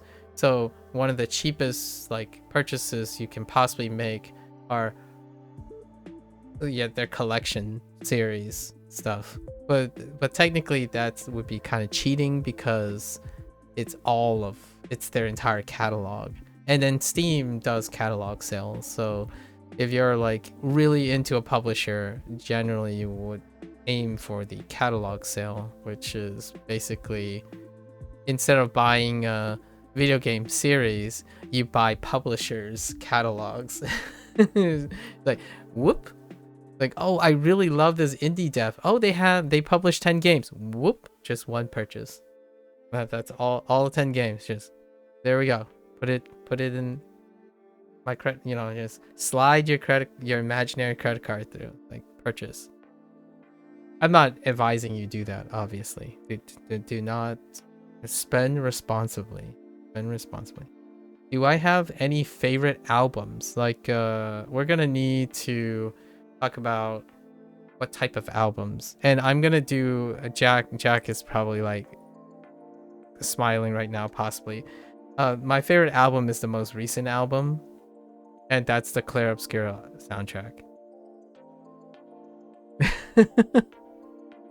However, if you want to be more specific, like maybe a type of album that you listen to, you could ask me that type of album. Like, what type of album are you referring to?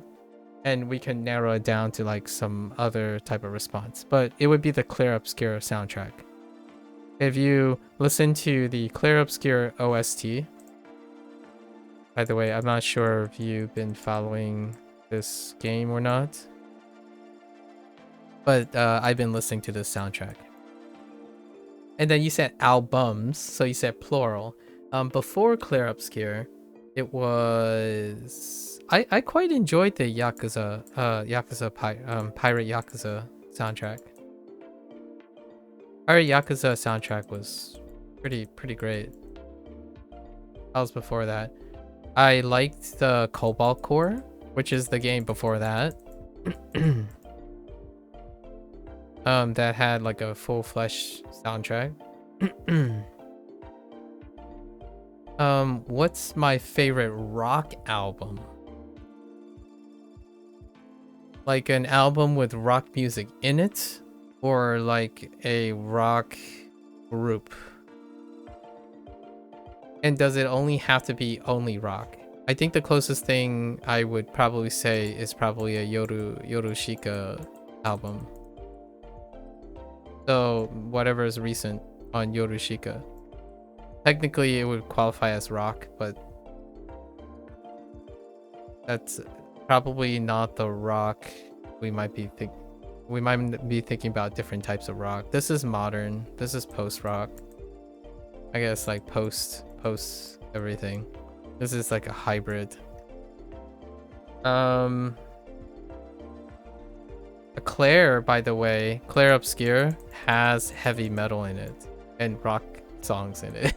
So Clair actually uses rock music. There is rock music in Clair.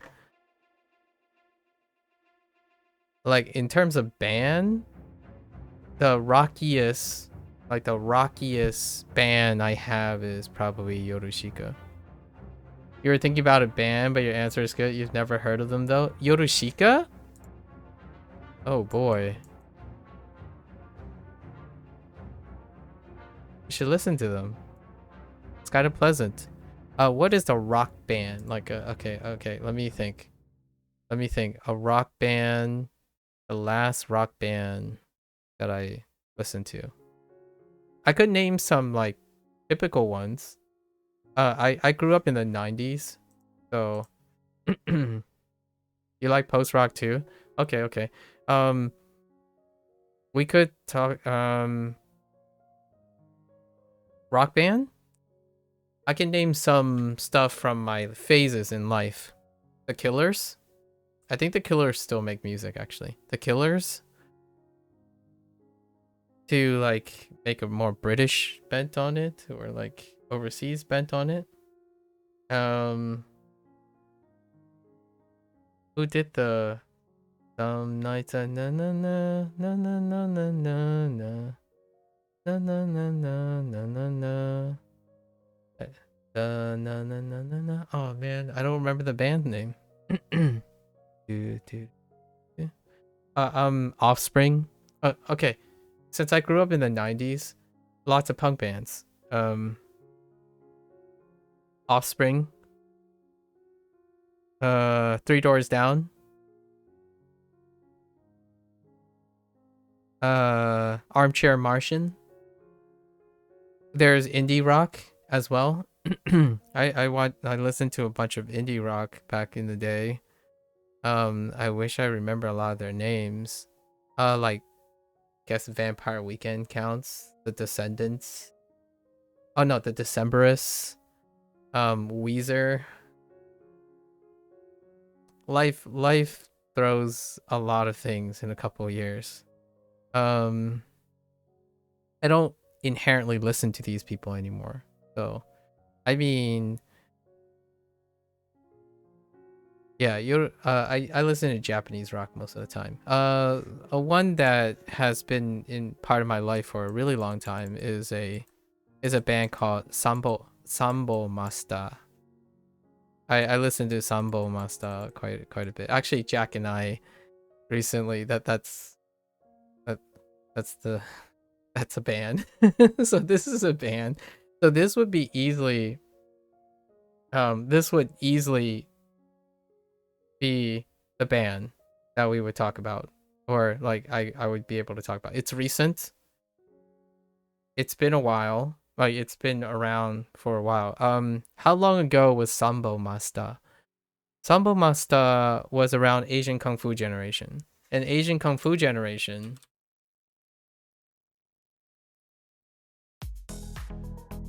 hold up. We're talking about, I followed these bands like especially Sambo Master since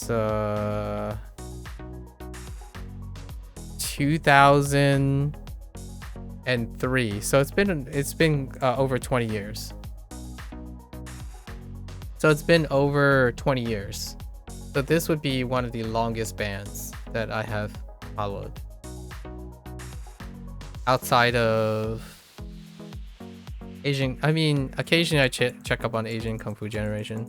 Something more recent would be like, say, Radwimps.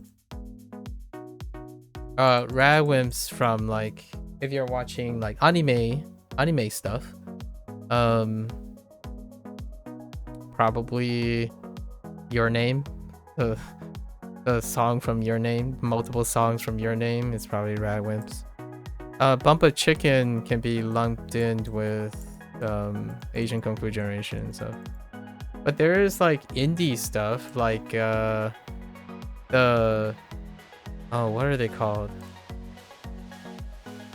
Modern Japanese indie.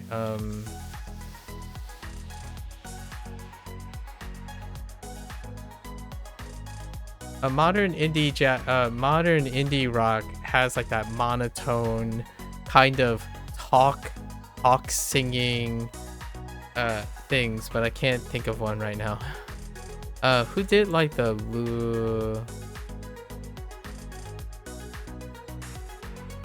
what is it called? Yeah, I would have to need the name. I don't know what the American English. Do you know Toe? Japanese post-rock math rock? I don't listen to too much math rock, but I do know Toe as in the group. I don't think I can recall things from them.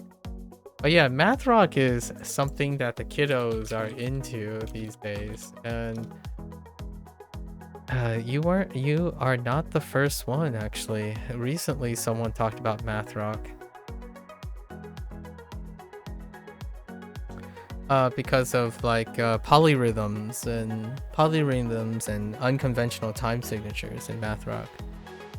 I think that stuff tends to be more like background. Like I listen to it more of a mood or background stuff, as opposed to having recognizable things. I'm more of a structure guy as well. So complexity is great, but I think a lot of times math rock becomes more like classical music, or like a baroque. I'm not sure if you're into classical music, but math rock is like the new age baroque.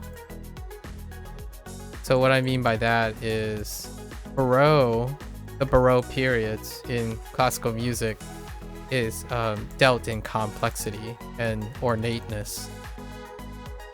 So lots of things going on, but it's very rhythm heavy, right? Like there's a lot of complexity, and it's so complex that it's difficult to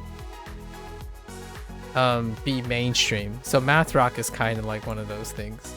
I think math rock is a great harking back to baroque period music, and then we have classical after, right? So I know this might sound weird when you say you like classical music. Classical period music, so the ones that most people are referring to is the classical period music, which these are like the rock of today, like rock, post-rock stuff. Not like non-math rock stuff is closer to the classical period. Classical period has like form, regularities, structure, and a lot of the early, like the modern day, like during my time period, rock music is formed from applying a lot of classical period structure.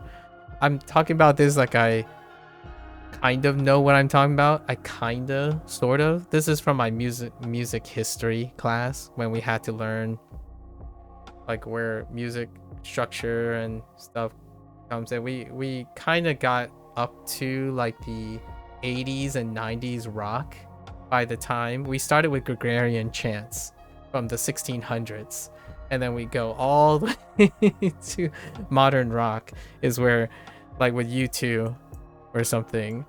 So baroque is some really great one, and a great example of a mix of baroque, and I'm gonna plug this again, Clair Obscur.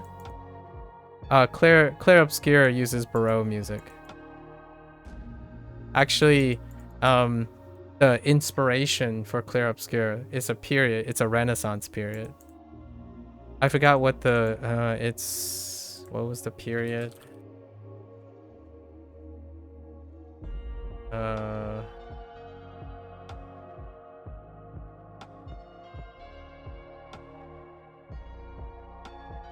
It's their like Renaissance period of cultural influence. The Belle Epoque.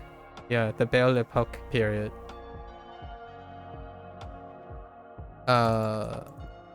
Epoch. This is a period in which like they have an extravagant explosion of eclecticness, so expansive complexities and very excessive things. And Baroque period in music was the same too, before it got refined into the classical period, which came after. The classical period came sort of, maybe some overlap, but the classical period is when form happened and things became very structured and executed with finesse kind of thing. But Baroque is like, wow, I'm hearing a lot of things. It sounds great as a vibe, but it's very difficult to know. A great Baroque composer I quite like is Debussy, which I think Debussy happens to be French. Hold up. Like Clair de Lune, yeah, he's French. Like the piece that I'm thinking about is Clair de Lune, and Claire de Lune is French. Thank you, Debussy. yeah, he's a French composer. That makes sense.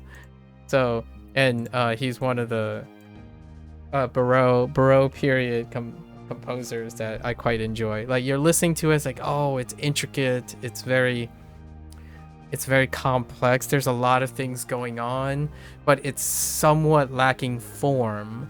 So to a novice, like to me, to a novice listener, is very difficult to replicate it. Like, it's difficult to capture something.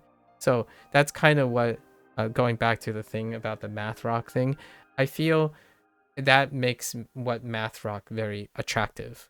It's kind of like people who like experimental bands, which Jack shared an experimental band with me, or like a noise band, or a drone metal band, like drone metal rock and stuff. Drone metal tends to have like, there's something about the periodicity and the complexness of layering sounds with like asynchronous and unconventional metrics that create that great vibe, interesting sounds. But the bands that I typically listen to now are bands that have incredible structure. They're the ones that are like disciplined. There's a lot of discipline in their things. So they have a, what I would use as a word, a refined sound. So when I tell you, if you listen to a Yorushika song, it will be very, after you listen to like a couple songs, the composer and has a very defined style, and if you like that stuff, you tend to follow them for a while. And Sambo Master is also that. How do you even classify Sambo Master? Sambo Master is punk funk rock. So you have your classical punk beats, and then you have your bass lines and singing technique, like runs and whatnot, that is more element of funk to like jazz and funk undertones, and then like you have your elements of punk. So I think they largely stick to that most of the time. That's more like your refinement stuff. I think math rock is kind of like an underground cool hip thing, which is cool. I just don't do it very often. I don't know of any prominent math, like what is a very popular math rock, like a gold standard math rock. Like what are the kids listen to these days, or the peeps? Is Toe one of them? I could type in math rock and see if I actually recognize math rock representatives.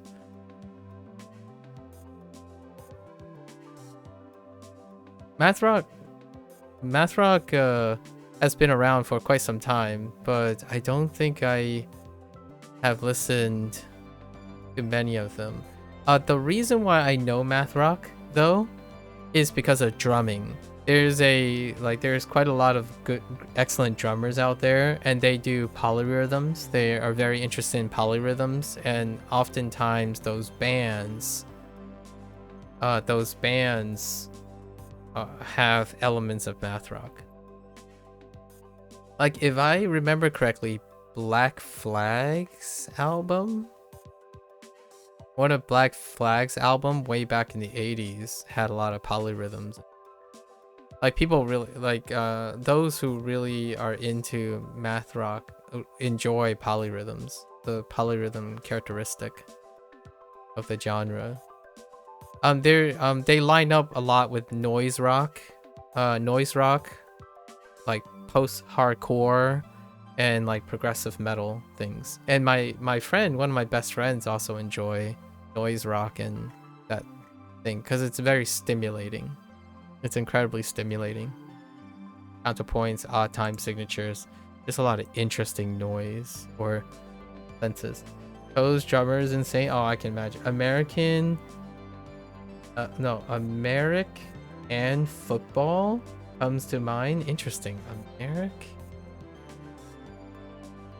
Wait, is there like is that a typo, or is that actually the name of the band, or is it? There's a band called wait, or do you mean the band American Football? Oh, interesting. That's how the album looks. Oh, okay. Oh, Americ and football. I mean, that's how it's spelled on the album. Interesting. That's a oh, okay, I see.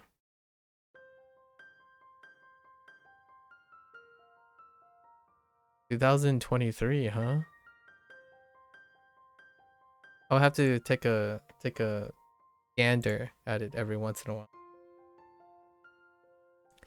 When it comes to rock, I am a rock anthem junkie.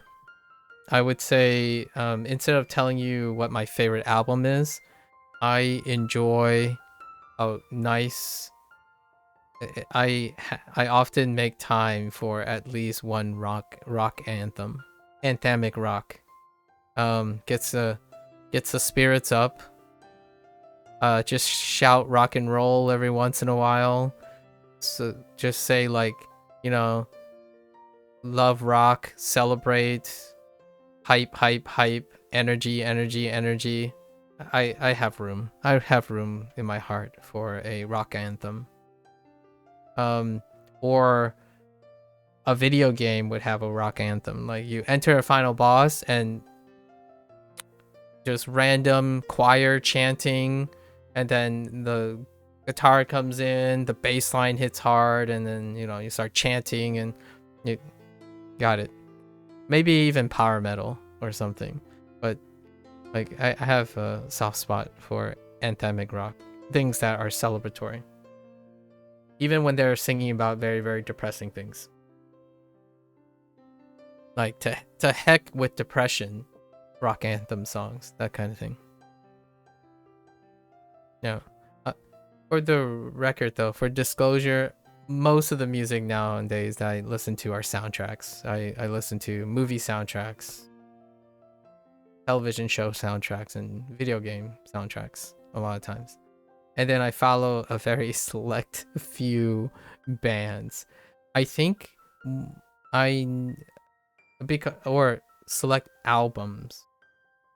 I do not follow well enough to name albums at all. Like even when I was naming bands, I was not able to name albums. Largely because most people share their interest with me, and then I get to be exposed to the music enough that I can recommend them. Oh, you gotta go? Yeah, no worries, Bill. Good luck, good luck. It was nice talking, yeah.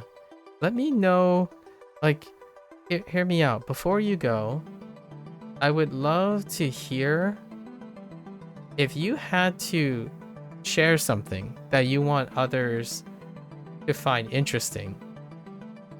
Go out your day, go throughout your day and make a note of that. I kind of want to hear what you think should be interesting, like to me, for example. Like I would love to hear things that from your point of view, like something that's interesting you. Like maybe you just like bologna sandwiches, or you like mac and cheese but with like pickle juice or something, something of that nature. All right, and then we can use that as a great pivoting point for random conversation.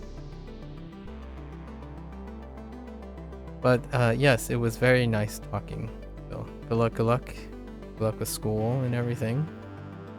I'll catch you later. All right, let's get back into. Yeah. And I'll share some weird stuff in return. Oh, trust me. I'll share some weird stuff in return. Ping mole rat. E? What? Wait. Oh, that's pi. Okay. Alright. What is this? What am I looking at? It's not a fence.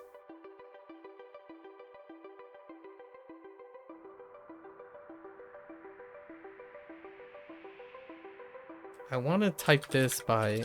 回声， Alright, 价格又回升了。 we'll just use our gut feeling. It's fine. We're relying on our gut now. 回声. I have no idea what the heck does 声 mean?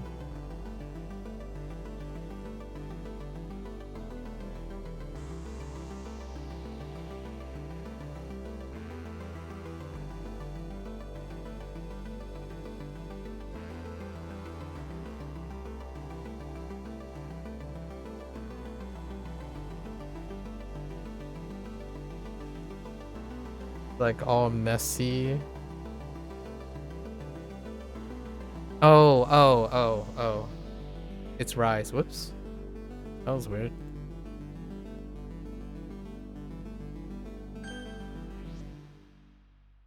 诗，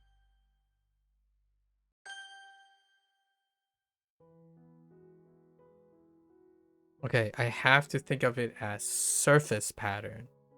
Surface pattern. Surface pattern. Alright. I'm not sure if anyone watched Haruhi Suzumiya and remember, but there's a very particular animation where it does the hand gesture that I'm thinking of. 手术，病人在手术后需要休息。 Okay. 口水，见了那么多吃的，他只流口水。 What the... Wow, that typo. I'm sorry. And how did this work? The degree of stuff. We're just gonna stick to degree. Fine.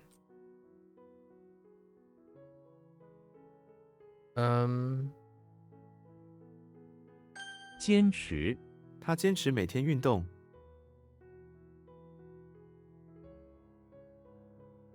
What's this?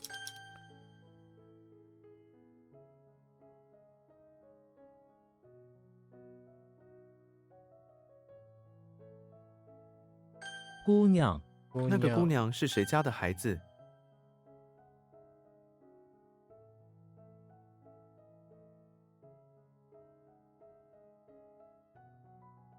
What am I looking at? Hold.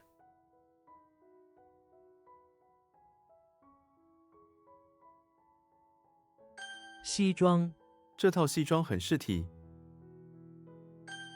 Or a suit. Yeah, that's fine.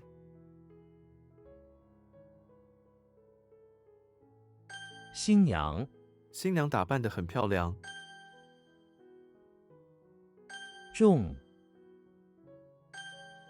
Oh, that little chat kind of loosened me up. I like being loose. It's great. Sometimes, one thing I really appreciate as I'm growing older is to understand that when you're doing a task for a very long time and you maybe got stuck in a rut or something, having a conversation with someone or just calling up, taking a break. I mean, you don't have to take like a 30-minute digression break like I did, but understand that discontinuing something doesn't mean that you lack focus in a sense. Sometimes things happen and human, use your intuition. When powering through things, if you have the luxury and the time to not have to power through things, working hard and powering through things can be so far apart that you'd be surprised stepping away and then coming back is a kind of so much more so applicable nowadays when everyone's so hardwired to constantly be engaged with something. Um, I think one thing I wanted to make a comment about, and I think Bill raised that comment 2 days ago, is that somehow taking breaks or doing things discontinuously has become something undesirable or something that requires so much higher threshold than it once was. Like, for example, Bill and I just talked about the longest movie he's watched, which is Oppenheimer. And I thought I watched long films, and when I actually went back to think about it, even the longest film I can think of was not more than 3 hours. So here I'm saying I'm pretty sure Bill can do something for a very long time. But the thing is, that's not the point I'm trying to make. At somewhere along the line, I have lost the relative concept of what is considered to have excellent focus when I'm talking about myself. However, when I hear other people talk about how much they believe they don't focus or they can't stay focused on things, it allows me to sober up. Like, it gives me a realistic portrayal. I think that somewhere along the line, this impression of having a lot of focus is substantially higher than what my early days were like. Like, what I mean is, the appearance of focus and the appearance of being committed has such a different perspective on it now. Like, for example, what is constituted as serious studying? Sitting down and grinding and powering through hours and hours of book writing. It's not spending 30 minutes each day across a week to do the volume that you would do in one day. So, like, it is the idea of focus, right? Being focused is not considered as consistency over an extended amount of time, like with gaps. The idea of focus somehow becomes this, to me, an extraordinarily long amount of period. So yes, I stream a very long time, but it is genuinely not because I focus the way that some people might think. And I don't know when that has happened. Like, sitting down and focusing for an hour, classes are not longer than an hour when I was growing up. So my focus is like no more than any other person in their age. However, when someone asks, when someone reveals that they don't focus very well, I'm like, you played a video game for 15 minutes. Like, I think the average kid, in my opinion, had trouble focusing on a concept for like 30 minutes. So somewhere along the line, some of that has changed. Maybe because of how internet portrays things, where like, oh, get on my level kind of thing. You see somebody play a video game for 24 hours. Now that takes focus. And meanwhile, I think to myself, on average, people do tasks like 30 minutes here, 20 minutes here, 10 minutes here, 30 minutes again. Like, so I really hope that in the future, maybe it starts with the people I talk to, that I think focus is a negative sentiment. It has become like an excuse in a way, and yet when people describe to me what their activities are, it just shows me someone who is incredibly capable of focus. Like, I feel some what was this? I was drawing last year, right? I was drawing last year during Inktober, and someone complimented like my focus or my commitment to Inktober, and that's about like 1 to 2 hours a day to draw. And this person mentioned that they have ADHD, and they said that's why they can't focus on their drawings. And I would ask them, well, what are you doing right now? They're writing their own manga. like, and drawing their own manga. That I'm not doing that. And my only thought is, well, how long does it take you? And it's like, oh, I spend an hour or 2 hours. I have trouble focusing on the things. So maybe they're saying they're constantly distracted during that 1 hour, 2 hours. But man, expecting myself to be honed in and focused on an hour, 2 hours, that's that is a misnomer to me. I think that's a misconception. Oftentimes, when you think of people who have made lots of progress and worked on things and made bigger things, they are able to find how long they can do something and then do it with breaks. So I think time management is very heavily underestimated. In fact, it's one of the top strategies, one of 5 or 6 pillars on how to manage if you actually have ADHD. How to manage that. Like, if you can only focus 30 minutes, you can achieve like 10 hours of focused things, because you can break them up. 30 minutes, 10 minutes off, 30 minutes on, 10 minutes off, 30 minutes on, right? I think that, in my opinion, has been one of the more efficacious, not a competition, but more like to promote the healthy environment for students. There's a reason, like, you can cram, right? There are cram schools where you do a crash course, a two-week crash course of, I don't know, that stuff, and people do find that appealing. There are some people who find that appealing, but the older I get, the more I thought, man, it would be interesting what my life would be like and my quality of life would be like if I did everything as my mentors typically suggested. Like, you work on your project over time, right? Why is all of this relevant to this is because a lot of these tools don't actually do that within the scope of focus. They do that within the scope of memory. So, like, oh yeah, you get it wrong now, and it'll just come back later. But the thing is, it doesn't explain, or it doesn't promote someone to know why they got it wrong, what was happening in the moment, like being mindfulness in the moment.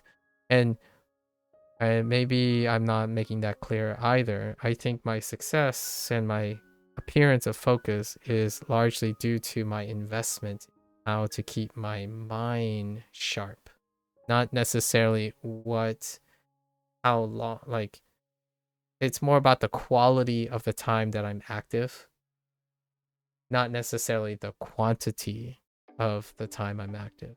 So if you can only focus for 15 minutes, like you're really hardwired in 15 minutes, go talk to a friend for like 5 minutes, or go do something that will break up the tedium, or like your perception of tedium.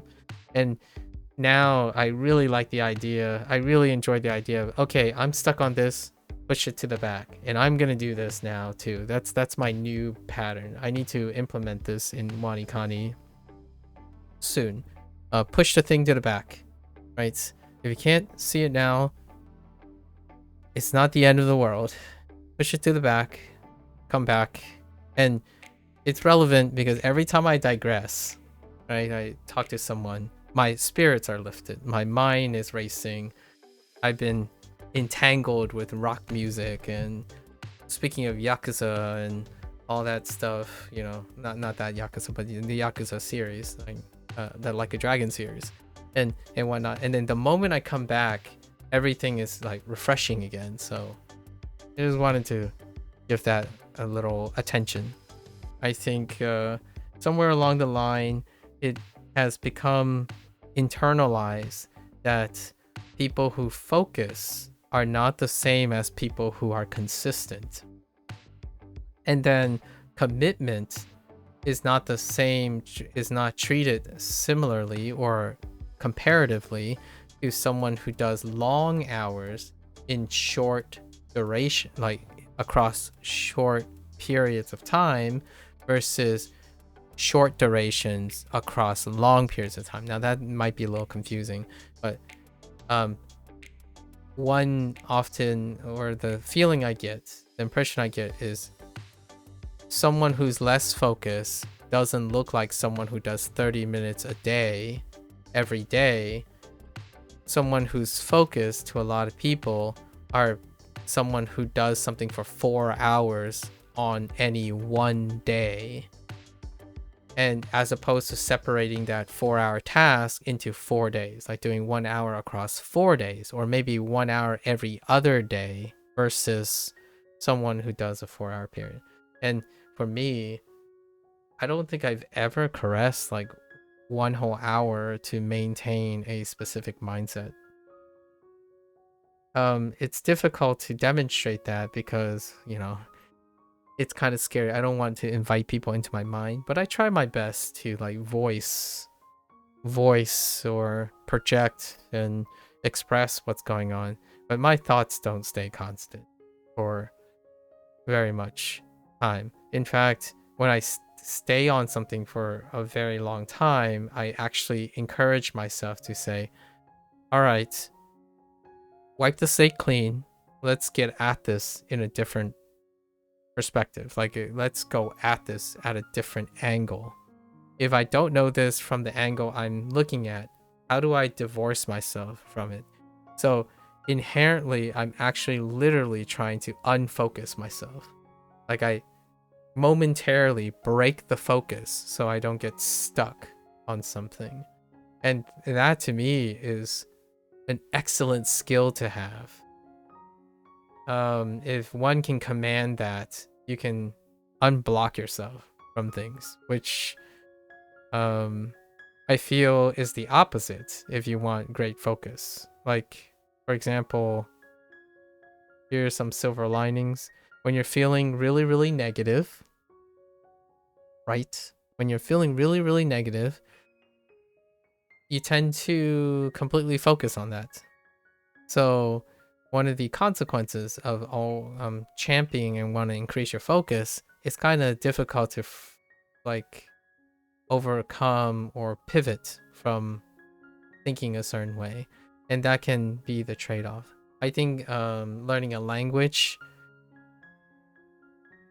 can end up being the former more than the latter. I think lots of people who, at least in my opinion, the vast majority of people that I've encountered approach language learning and engaging in like arts and expression like that, in a serial direction. It's singularly focused. Their desire is to be focused. And I think I've gotten a lot of compliments before, but I don't think they're true. So people like come by and say, "Oh, I really appreciate the grind." And I'm trying to find a clever way or a more relatable way to tell them that I'm not grinding any. It doesn't feel like I'm constantly doing the same thing. It's because I truly feel I'm not doing the same thing. So, in fact, I think I'm less focused than a lot of people. I don't inherently sit here and worry like, oh, I got this wrong. So now I'm just going to spend the whole evening preoccupied with why I got this wrong. I do it now, in the now. If I can't figure it out, I try to blank my mind, think about something momentarily, and then hit it at a different angle. So the quicker I'm able to do that, the often I either know what I know or I don't know what I know. So it becomes very clear when I hit it out again and I'm like, nope, nothing else comes to mind, then the likelihood is I probably don't know enough in order to reinforce this. So it's a great balance if you're able to segregate yourself from that type of line of thinking. It happens all the time. I'm telling you, today it already happened. I sat on what? I sat on thought, ideology. She, right? Shisol. I sat on Shisol for like 20 minutes because I couldn't detach myself from my initial line of thinking. Like I kept saying omo, it's omo, omoso. Like that doesn't sound right. I know it doesn't sound right. However, if you're really, really focused and fixated, it's very difficult to say, okay, just stop, start over. You know other things. You've seen this in a different way. What else can you think about? And it took me so long to think about. The irony is the word means thought or idea. What would you think about? What was the mnemonic about thinking? You think about sheep. What's that? So all that 20 minutes when I'm like trying to power through or do a bit of bootstrapping through my head, it didn't. It can be a double edge. So I don't know what to say. It's one of those things. You can leverage these things. And I think SRS actually works quite well with people. It makes sense, right? It's a coincidence, but it also explains why SRS can be incredibly popular with the current youth or the current people who are used to being on the internet. It actually leverages and encourages for you to break your attention. Now, if you want to increase your focus time, yeah, I don't think SRS is gonna be it. SRS might largely decrease your focus time because everything is like very disjointed. They're all in isolation. So complementing that with another appropriate theme is good. It's excellent. Personally, I like to work with the system. I could choose to try to focus really, really hard on SRS, but me talking through it right now, like doing this, is actually helping me relax from being overtly focused or preoccupied. I'm telling you now, I don't think I have ADHD, but if I make a mistake, the next like 5 cards or like 10, I will constantly be thinking about that mistake while trying to do the next thing. So it's very difficult. I mean, I can still do it, but that stuff just intrudes over and over again. And that's kind of what I think about when people think about focus. When you focus, it's hard to do the next thing if you're constantly focused. And I actually think that's what's happening to a lot of people. So the thing that they desire is consistent focus. But I actually think I'm not sure if I'm not sure if everyone understands one of the behavioral consequences of ADHD, but oftentimes it deals with hyperattentive. You become hyperattentive. So it's not the lack of focus. Or maybe it's what people are referring to as ADD, right? They're having attention deficit. But ADHD is a very different property, and still it's all the definitions are very nebulous. But ADHD typically have a component of hyperattentiveness. So you're actually very focused. So oftentimes I do hear people say they have ADHD and they lack focus. I'm not sure if the consequence and then if there's a cognitive dissonance. Usually it's the insistent compulsory focus that makes it difficult to complete things. As in, oh, you did something wrong, so you can't do anything else until you correct the thing. That leads to compensation behaviors like perfectionism. Perfectionism is a potential corollary consequence of ADHD because you're hyper attentive to everything that happens in the moment. So if you make an error, that error must be corrected before you continue. You cannot short focus yourself and move on. And That to me has always made me wonder if I have a problem with hypertension. But I don't think I have ADHD. Right? It's just too. I'm saying things that may make me sound like I have the same problems, but I think in the long run, humans have this issue that can seem dysfunctional, and I think the whole idea of classifying ADD and ADHD is how dysfunctional it can make you. At least that's in my opinion. Not a professional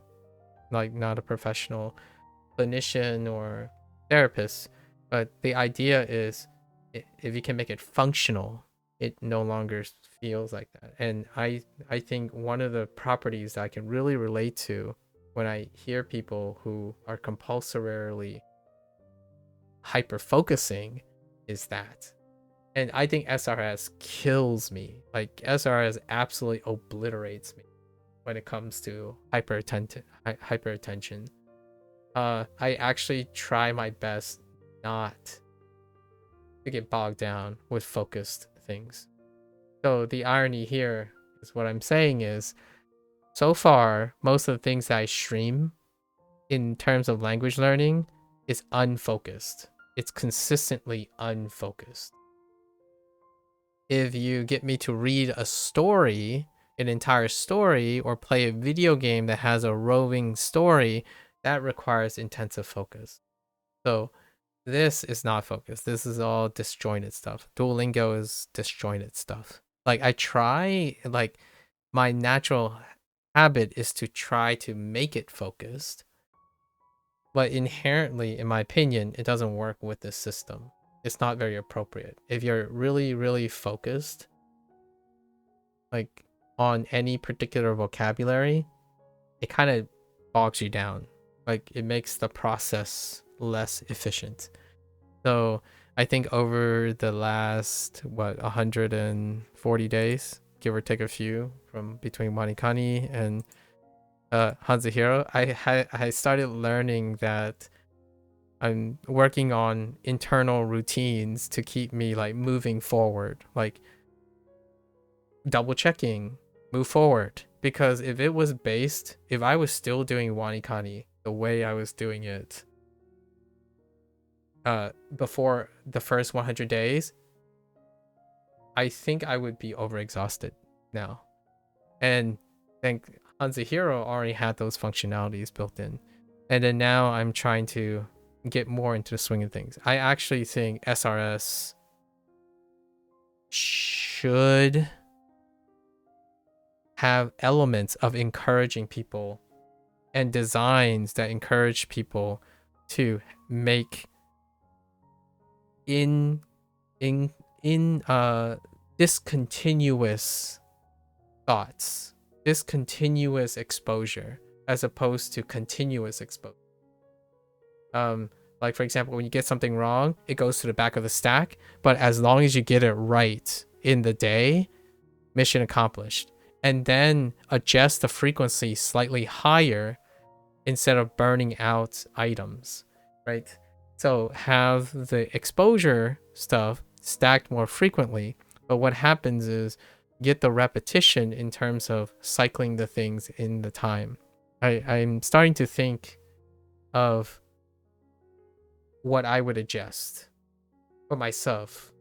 This isn't a prescription for other people, but honestly, when I hear certain comments like, oh, this doesn't feel good, I keep getting the same errors and whatnot, I think it's actually a little bit inherent to the mindset and the design of SRS, or some of the SRS. And having scripts and features may allow you to cater to that. One of them is that you got to fix the mistakes yourself, but SRS doesn't do that. So how do you remove that compulsory? Make the reviews encourage for completion, but allow mistakes to happen. The frequency of that mistake and the repeated mistakes, but not being punished for it, like not being like, oh, you'll just have to do better next time on the next day. having that repeated mistake inculcate in different segments of the day of the same review and not marking it as correct until you get it correct, or forcibly make you aware why that's consistently happening, is necessary, in my opinion, for both of these. I think that's one of the talking points I'll have for day 200 of Wanikani and day 200 of HanziHero. I think since I've done that, my quote unquote ability to recall the correct information quickly, nearly 99% of the time at some point, and using it as a serialized recall. So I'm not using process of elimination as much to get to the right answer. I'm reconstructing over and over again the line of thought that gets to the right answer. So if I make a mistake, I note what the mistake is and I attack it from a different line of thinking. So if you repetitiously do that without punishing someone, they will inherently have a design that encourages them to say, okay, well, this way didn't work. Do you have any other way to get to the answer? If you don't, and then you find out, oh, wait, this way is kind of pretty good, it would naturally expand. In my opinion, it would encourage the person to find multiple ways. So in fact, it is not very focused. It is multi-purpose. You are going at it first, you focus on one, it didn't work. Start over. Wipe the slate clean, go at it again from a different angle. If you go at it again and you did the same thing again, that should be a great intuition to inform you, like, this is all you know, or this is the thing that's being reinforced, so it's not sufficient. And that creates an intuition, like, oh, this isn't working, right? So I think that's one of my major, in my opinion, for myself, that I've been doing in order to speed along. And what it's leading to, in my opinion, is now, especially HanziHero, not Wanikani still. Wanikani is still far behind. But in HanziHero, I just let my hands do the talking, like my brain do the talking. I don't even, sometimes I don't read, like, because the word order is always asking for pronunciation and translation. I don't see anything other than these things. And listening, this thing, listening, this thing, listening. Like, sometimes I just close my eyes and just type it. And that to me is leading into a really great feeling of, at some point, the constant snap focusing over and over again is really encouraging me to just skip over whatever it is. And I always put my translations after, because I've already formed all of the information first, and then the translation is extra. So I love this, and I've been moving from like I've already swapped Wanikani's like order too. So some things that I've been thinking about. It's gonna be a while. There's another 60 days before I summarize all these thoughts. Hopefully I can keep all these thoughts straight in my head when the review comes. Maybe I'll do it during 50 days. I'm not sure. A lot has happened. A lot has happened. It's so interesting learning things again. Like, strictly learning things again. Oh, so interesting. 坚决，坚他很决。坚决，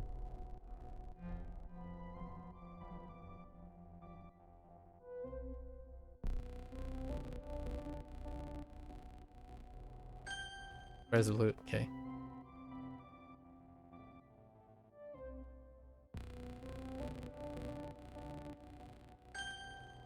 I misspelled saliva so hard that it was marked wrong.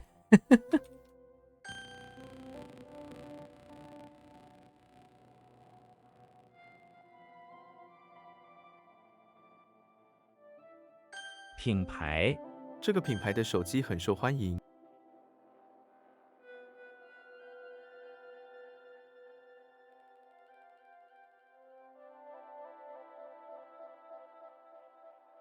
出口成章，他的演讲总是能够出口成章。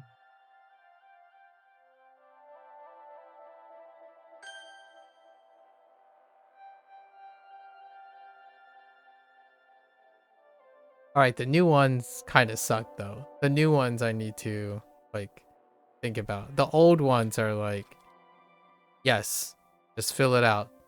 Let your hands take over. Let your brain just trigger passively. The new ones I am actively going through mnemonics and stuff to capture them at the moment.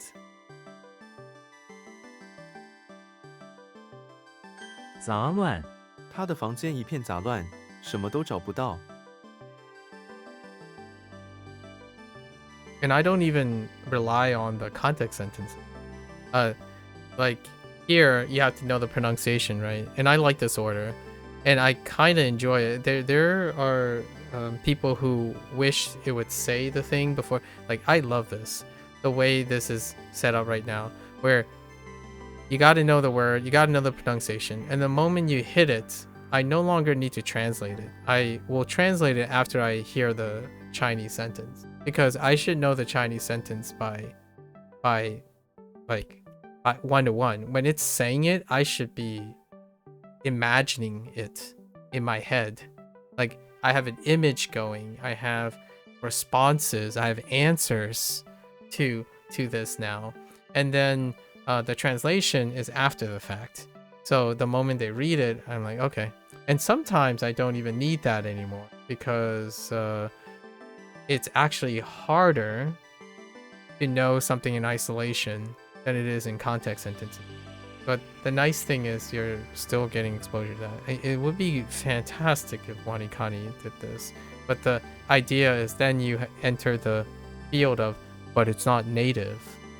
And I honestly think that is what is a very impediment to things. Like this is a generated voice. It's possible because it's a generated voice. But then you're gonna run into someone saying like, well, it's not native, so you're not gonna get good at hearing native stuff.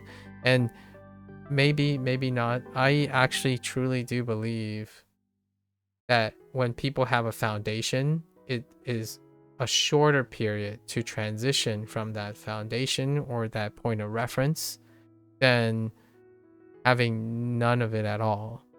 But others would argue, oh, well, if you're listening to the wrong pitch accent too many times, it would take more effort to unlearn that than to acquire it correctly in the first place.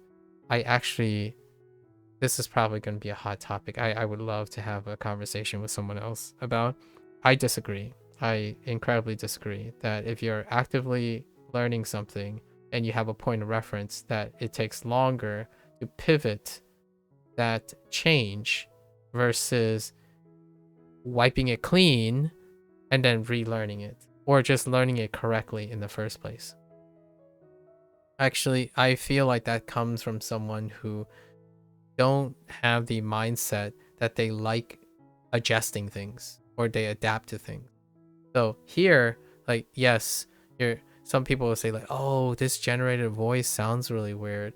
Will you ever be able to like make this useful to listening to another, like to a human being who speaks naturally?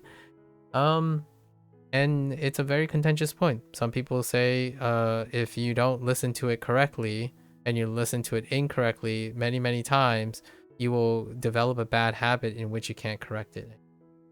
Like, that's fair. I think that does happen to a lot of people. For myself, like, I'm doing so many things at once. Like, what I mean is I'm habitually being exposed to so many things. This might as well just be another accent. So you can be a one-trick pony if you want and always learn it the right way and only the right way. Then you don't have to solve any problems. You don't have to adjust anything. You never have to fix habits if all your habits are always good in the first place. I think that's a different type of person. I'm not one of those type of person. I go through life, whatever I do, it's probably not the best.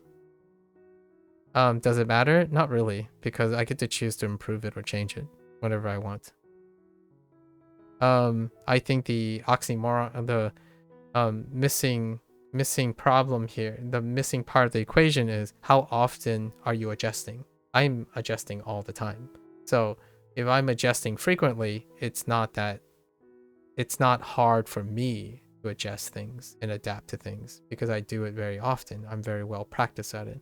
For someone else who doesn't like that, I wouldn't recommend anything I say, nor I hope it's very clear that we're not relatable. So whatever I do, take it with a grain of salt because you and I do not have that. I love problem solving. I love adjusting. So I just do something, be active in it. And when someone says, "Oh, but you're saying this wrong because your reference is wrong," it's like, well, when I listen to a different reference, I will adjust to that different reference. Then I'll have two references, not one, two. I'll have what I think I know from HanziHero, and then what I'm hearing from this person, and I can explain to this person that I use this program. It's a synthetic voice. It sounds like this. And then now this person explains, well, I say it this way. And that's great because now I have the point of reference to anchor the other point of reference. In my opinion, what this does is that person continues to do things, which the people who would argue against me likely also are people who are input only people. As in, no, you have to do it correctly. You're just keeping. But the really somewhat hypocritical part about this, or where the argument fails, in my opinion, or is a little conflicted, is then they would argue, well, you have to expose yourself to a lot of things, because there's inconsistencies, like accents will change and people have different cadences and personalities. Like, yeah, so do all the tools you have. So do all the recordings you have. In fact, I would say synthetic voices are more consistent than human voices. And that's the ironic thing. And I actually think that's detrimental. That's actually something that I particularly I'm not that great with. Like, I would love if we had 5 different voice banks and it would cycle through the voice banks. Oh wait, that's what Duolingo does. And then you say, well, but it doesn't matter how many voices you have. They all pronouncing them weird and unintelligible and whatnot. It's like, okay, fair enough. Right? I don't know what to tell you. Is it close enough? Do you still understand what they're saying? Well, yes, but it's not good or it's not precise. It's like, well, yeah, I wouldn't be precise and good the first time I do things as well, but at least I have a point of reference. It gets me to do the things. I'm more used to it. I'm used to adjusting. So I still occasionally, I haven't, interestingly enough, I haven't in like 2 or 3 months, where someone comes by and say, aren't you afraid that learning something wrong the first time, learning the wrong way will forever make you upset about learning the wrong way? And my first thought is, I learned a way and it's good enough for me to pivot from it. I love when I realize, like, oh my gosh, it's been this way the whole time. Well, all right. Like, from switching from like kurai to kurai. It's from doing. It's a mixture of from doing and hearing it. Here's one thing I would say that's very interesting to Chinese proverbs. True wisdom, in my opinion, true wisdom is being familiar with all the things that you know and all the things that you may not know or do not know.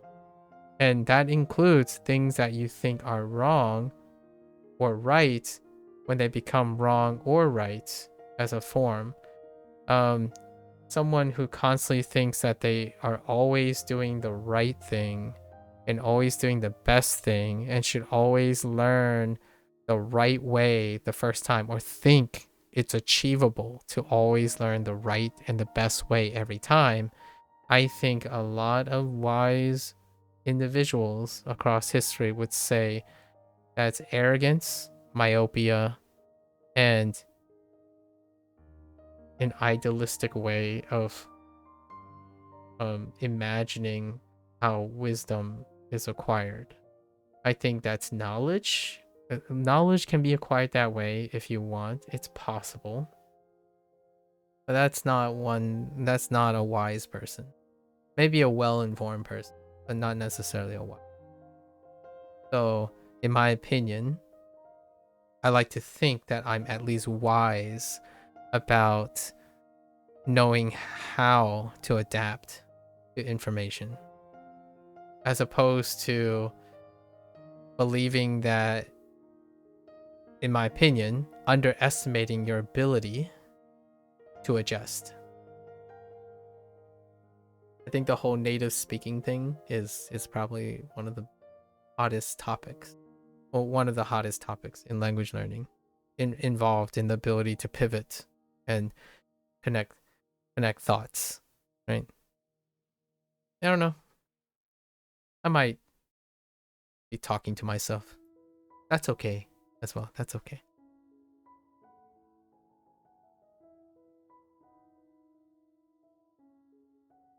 Uh,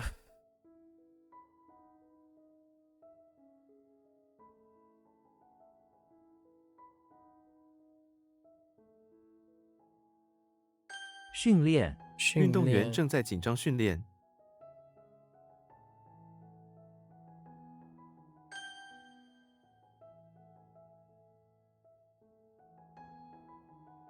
Uh-oh.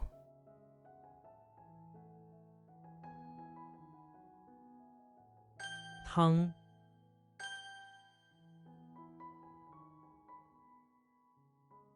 性，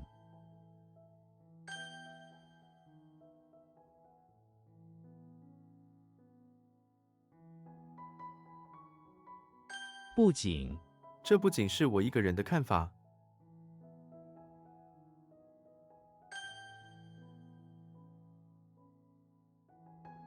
胖，斑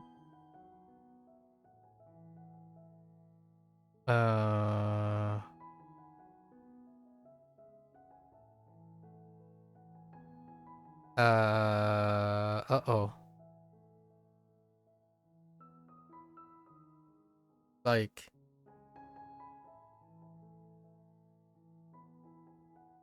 what is this motion? Why am I, oh, move or relocate? Yes.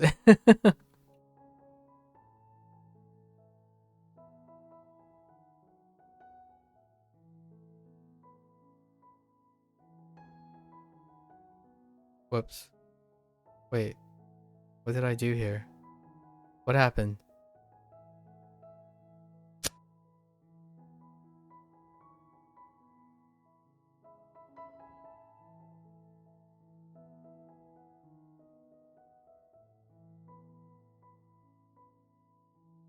Oh, wait.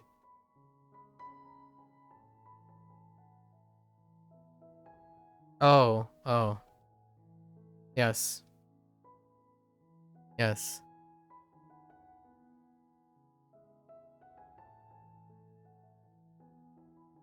坚强，他性格很坚强。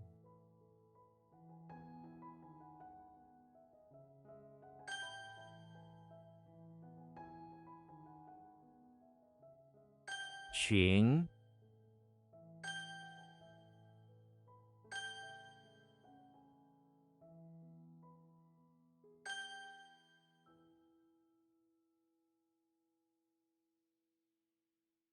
文章，他的文章通常都很感人。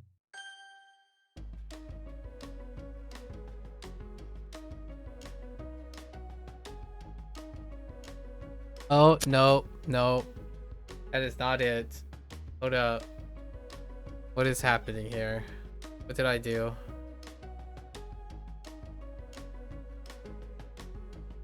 Oh. Oh. Yeah. Okay, it's fine. I promise. Last time. 问号，打个问号，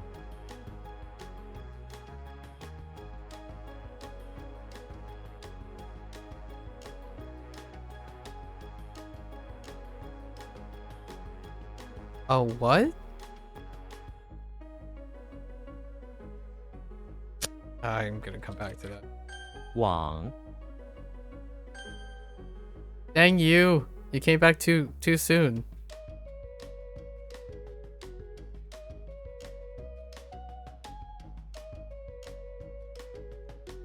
It's like a question mark. That's fine.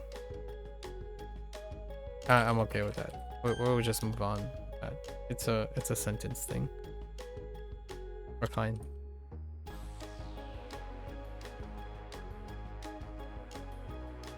苦皮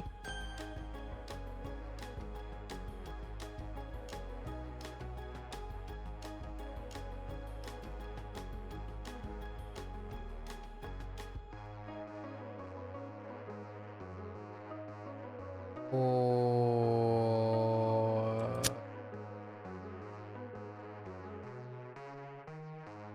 Okay.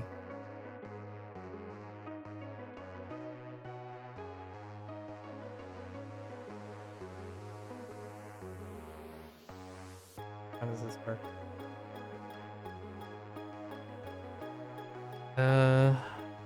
No, it was.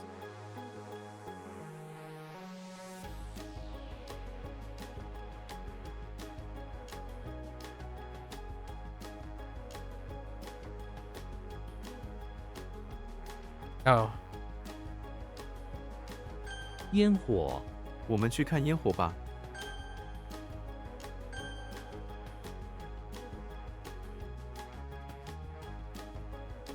我的那橘色的车子是我的。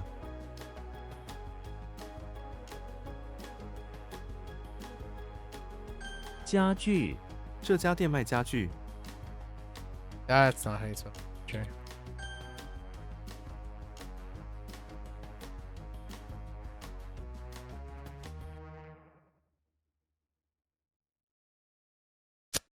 Typed the wrong letter.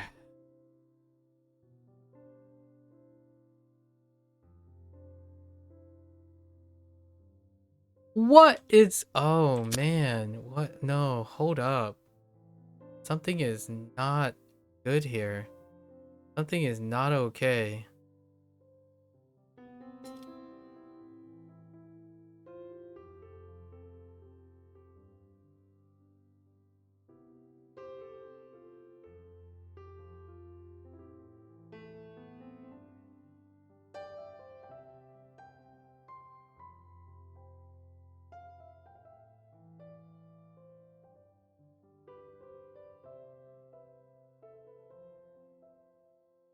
但是虽然喜欢茶，但是我不常喝。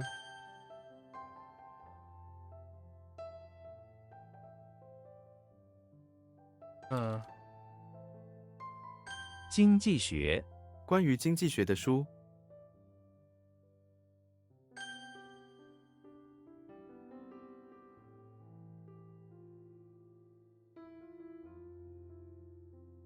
Oh, wait.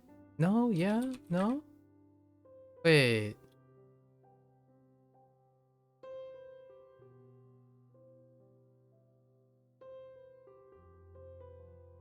况且这房子太贵，况且地点不方便。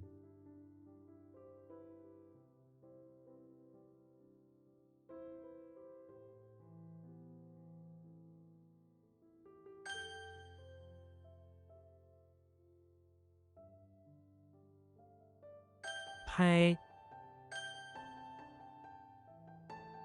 What's going on? I don't... Oh, I'm doing it again. 网球拍挑选一把合适的网球拍。 On Pie?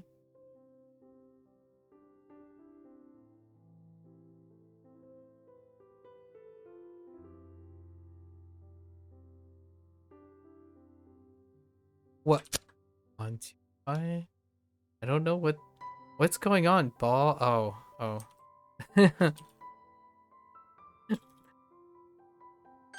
I'm still preoccupied about this.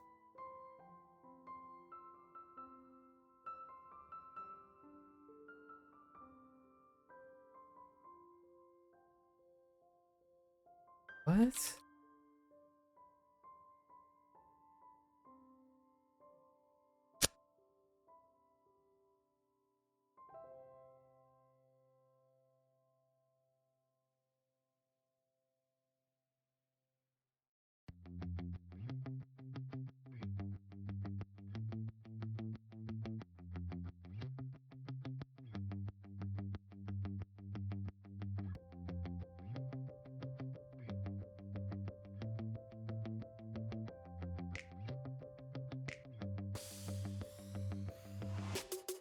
Did I not type Tian a long time ago?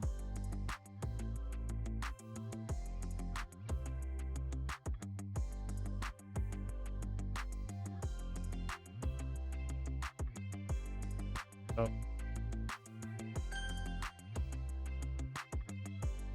Oh, I might have typed Bien. Oh, I might have typed Bien as a typo. 健身房，我8点在健身房门口跟你见面。It's exactly what I thought it was, but I might have typed Bien first instead of Jian. And then thought I typed Jian. That's fine. 快， That's a little disappointing. Typo let me down again. That's okay.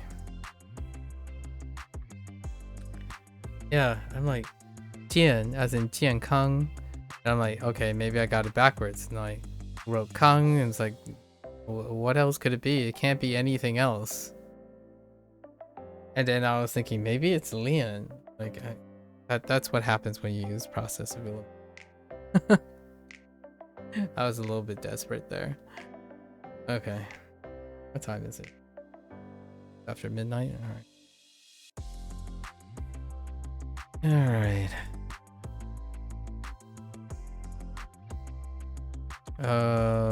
How do we do?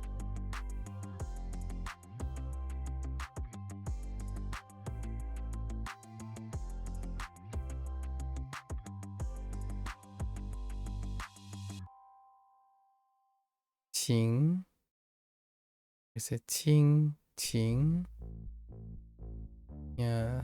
Oh no. Is it Qing? Oh. That's not good. Because oh, okay. It's fine. Or I gotta change up how I'm imagining it. I'm imagining them inside. So I have to imagine them greeting each other outside. Greeting each other outside. Qing. It was a 50-50. I was like, it sounds correct when you say qing, not qing. About this.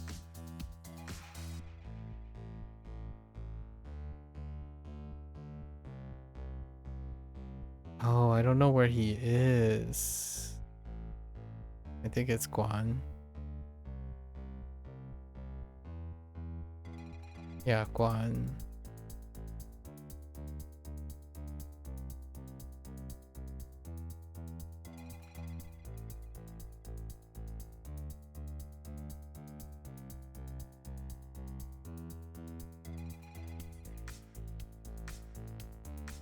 Ming.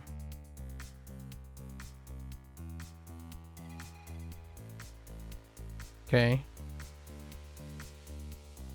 Gui.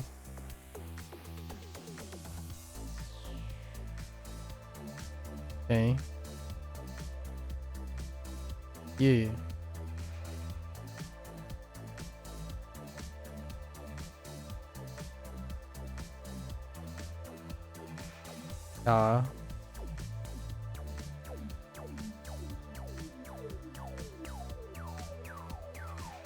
Oh yeah, I screwed this up. This is you.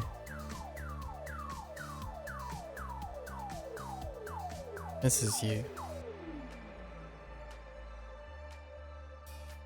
Okay. Alright.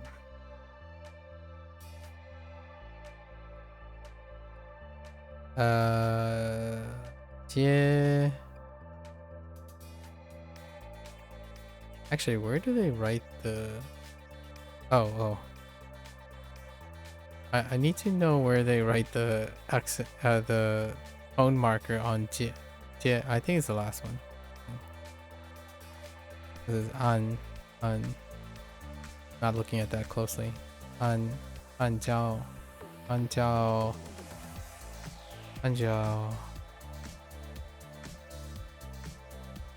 According to.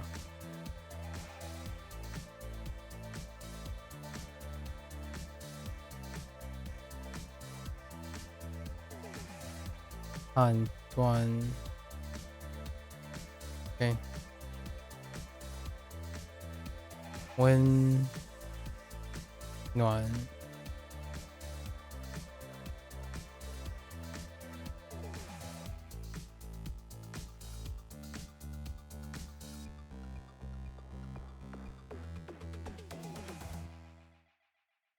Guan Bo.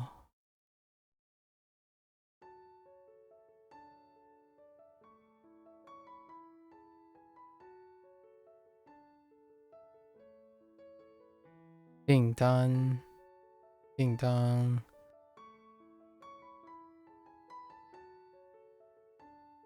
Okay.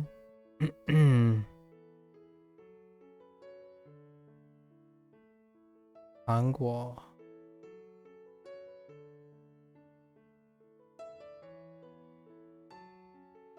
暗示直播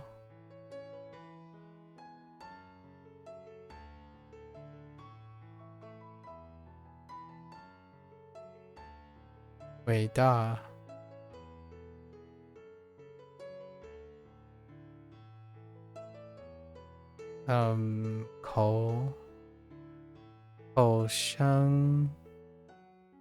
口香 What was the last part? 口香糖 Oh, yeah, probably. Chewing gum, 口香糖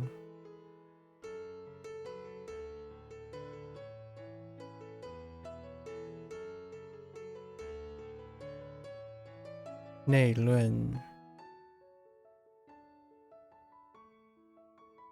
Oh, I screwed up. No, I didn't screw up. No, just kidding. 定位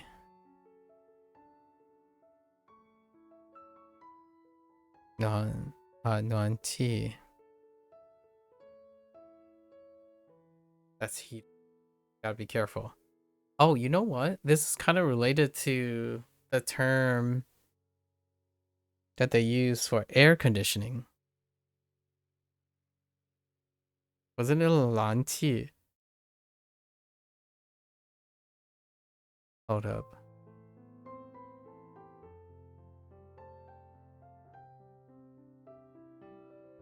Or 冷气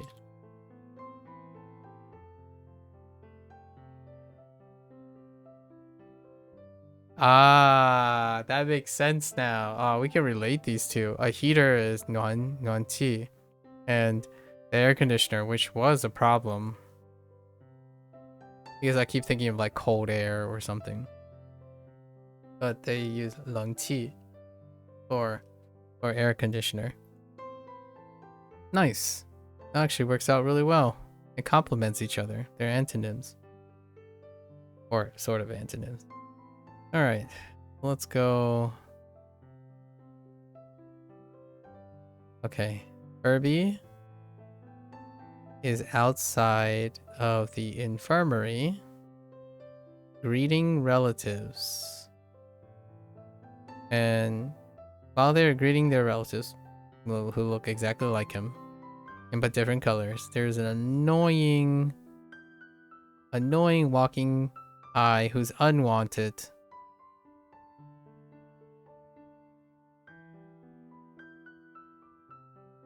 Does that have anything with doing with a tree? Oh, the relatives brought some trees for Kirby. But there was an annoying walking eyeball around. A waddle do around, so he politely asked the guards to take him away. Relatives visiting, hoping Kirby Speedy recovery. Okay. We have Goofy making his way down to the basement of the pawn shop where some bureaucrats. Oops, that is not how you read. That's fine. Some bureaucrats are evaluating some plumbing issues in the pawn shop, right? And they requested a pipe. And Goofy, being the resourceful goofiness, like, oh, hey, well, a bamboo is kind of like a pipe. Maybe that'll work. Then we have Mickey making his way to the bathroom of the English manor, doing Mickey things. He finds a glove, I guess. He finds a really, really exotic glove. And like a episode from Disney, he popped a magical stamp on it and it comes to life. Right? Comes to life and they do a dance number. I don't know how you really have to change it. They just do a dance number. They break up in song, you know. Well, actually, the glove does a dance number while Mickey breaks out in song. You know? Good enough. So now Goofy makes his way to the bath. No, not the bathroom. Goofy is just chilling, getting a tan out in front of the beach house. And a newlywed composed of a walking eye, a foxy walking eye, and the groom, another handsome looking walking eye. So a pair of walking eyes told him that yeah, you can't use this. It's kind of against regulations because we have a wedding to hold here. So you know, Goofy, not understanding, proceeds to continue tanning. Good luck. Okay, so now we have Yoshi. Yoshi is in the bathroom of his personal house, and for whatever reason, his house got invaded by sheep. Does that work? Yes, by sheep. And this sheep was a bit belligerent, alright? This sheep was equipped with a handsaw. And making it very, very inconvenient for Yoshi to use the bathroom. So Yoshi sticks out his tongue and consumes the handsaw and turns it into an egg. And it's like, now what? And the sheep skedaddles while he proceeds to use the bathroom. Right? That's how we're gonna go about that. The other one was a little bit morbid. All right, so now Dracula is in the auditorium,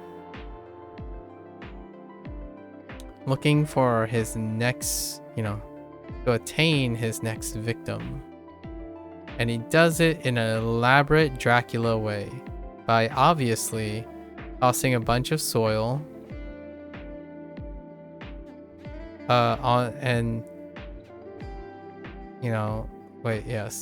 toss a bunch of soil onto the carpet, which attracted a bunch of this is so elaborate. Attract a bunch of sheep from outside the road. And while people were preoccupied with that display, he bonks someone and attains his next victim. Right. Alright. Then we have Yugi. Yugi is in the bathroom of his house. Right. He's just chilling. He recently acquired the legendary ceremonial mace. But he has to take a trip to the bathroom, right? You gotta make this stuff realistic. He's gotta take a bathroom break, or he's gotta chill from his adventure. So he's preparing a bath, and in order to protect the mace from like getting wet and dirty and whatnot, you know, it's wrapped nicely with a page, right? Pages. I don't know. Maybe sealing the ceremonial mace with some ancient pages. Alright, folks. That's a wrap for HanziHero today. Gonna watch this later. Shit. As always, feel free. You're more than welcome to come by, ask questions, exchange some ideas, talk about other things. Music theory.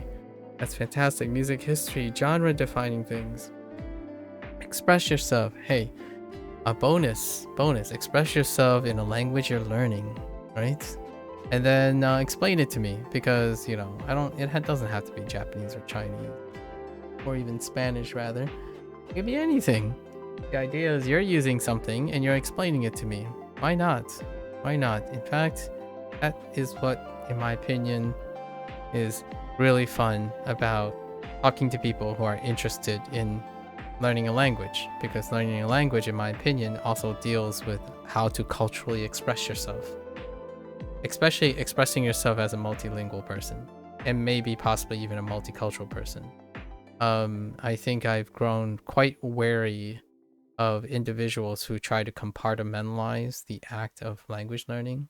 When you're trying to learn about another culture, oftentimes it takes the framework of understanding how to express your own culture, and then comparisons and contrasts between cultures. I think in the world we live in today, it goes back to that whole focus digression. There's so much hyper focus on trying to compartmentalize learning things in isolation, ironically, like immersing in isolation, that it comes off as the behavioral response too, where someone would say, oh, that's weird for Japanese people. I'm like, okay, but is it weird from a foreigner's perspective looking at Japanese culture? Like, well, I haven't thought about that. Like, okay, well, the idea, in my opinion, when you're trying to learn about another culture, is also understand its perspective and its relation with your own culture. That goes through the exploration of the language. I feel like it is interesting to think that one does not maintain or understand the concept of their own fluency in the context of a new fluency, or striving for a new fluency. So it kind of really, it's a little bit disappointing that people who think they're interested in other people's culture is not interested enough in their own culture to be able to explain their own culture in the new culture. So cultural exchange, if I would have to say a generic, like a more reductive phrase, I think learning a language also deals with cultural exchange, at least in my opinion. That's one of the most exciting parts about delving into a new culture through learning languages. But I can tell you, I have a far more fair share of people who decide that it prevents people from understanding another culture. Like living and understanding and conceptualize the relationship between cultures somehow has become like a villainous impediment to understanding oneself in another culture. Like, it's like kind of telling me that I can never be American because I'm Chinese, or I'm Chinese because I can never be American, or I can never appreciate what it's like to be an American if I have Chinese values, etc. So I think it's like it kind of argues itself a lot of times, where, oh, you understand another culture, like, okay, but if you don't like understanding your own culture and expressing your own culture, what makes you think that you're all that equipped to understand another person's culture? The reason why I say that is someone who says that, when they give examples, they reductively brush aside other people's cultures while only talking about their culture that they're interested in great detail. Like, that is suggesting that this person like to focus on all the things they know and then make them look and appear like they know about things they don't know, as opposed to acknowledging what they don't know. Like, for example, in Chinese, they might not know or appreciate the use of articles or the use of conjugation. And at the same time, in order to appreciate the elegance of not using those things, in order to understand how the language is contextualized, one also needs to understand the perspective of your parental language. You can choose to say, oh, this stuff will prevent you from truly understanding Chinese because you have to throw away things from your parental language. But to me, that's like pretending like that stuff don't exist, as opposed to acknowledging that it exists and be able to work with all of it. It's a different perspective, but what I'm trying to make clear now is that I am not very receptive. I can be very antagonistic for individuals who think that understanding relationships between things stops someone from appreciating differences. So what I mean by that is, people suggest that if you constantly make comparisons, you only focus on the similarities.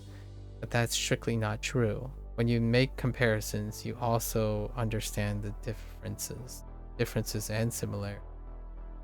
When someone focuses on the differences, they only highlight the differences. When someone focuses on similarities, they become reliant and dependent on those similarities.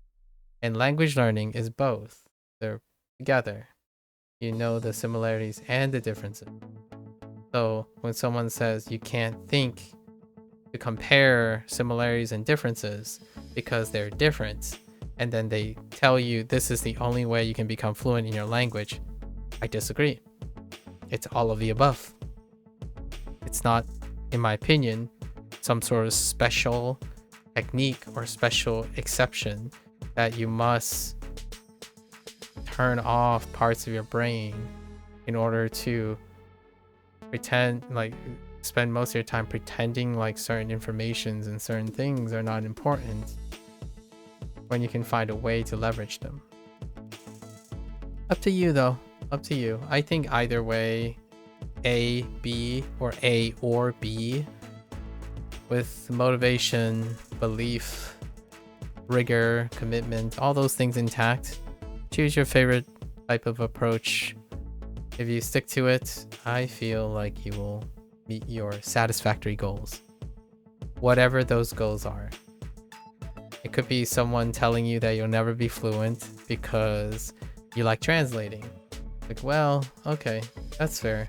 But I certainly wouldn't mind listening to a professional translator tell me about what they glean from culture through the language that they translate. Because, in my opinion, it is unprofessional to say things that don't work when they clearly do, in order to further your case and your strengthening your argument. It would be far more appreciable and professional if you demonstrate how this is similar or different from another perspective, in order to have other people determine that informed decision themselves. Telling people what to think and trying to convince them what they should think is different from demonstrating it and showing how that is true or false. Like, how does it strengthen or weaken by demonstration? So lots of talk, a lot of talk. It's like there's a double standard here. On one side, it feels a lot like worship cult like status, and then on another side is like, I'm so passive, I'm not even sure I care. Like, so there are two extremes, and I feel like those two extremes are lots of my experiences right now, along with your occasional people in the middle who genuinely just like doing it every day, like myself. Hopefully. I welcome anyone, obviously. It's great to practice. It's great to practice exchanging ideas with someone who's a devout, like avid supporter of something and whatnot. It's great to exchange ideas and see how people decide on approaching language learning and other cultural exchanges. I think art is vastly tied to learning a language. So if you're not already talking about music, movies, video games, creative arts, psychology, then those are things that can lead to a more closer connection with another language and the culture behind it. All right. Anyways, always welcome. So for those who are only interested in Chinese, 大家下次见. I'll see you next time. I'm gonna stretch, walk around a little bit, and I'll be back for Spanish. Thank you.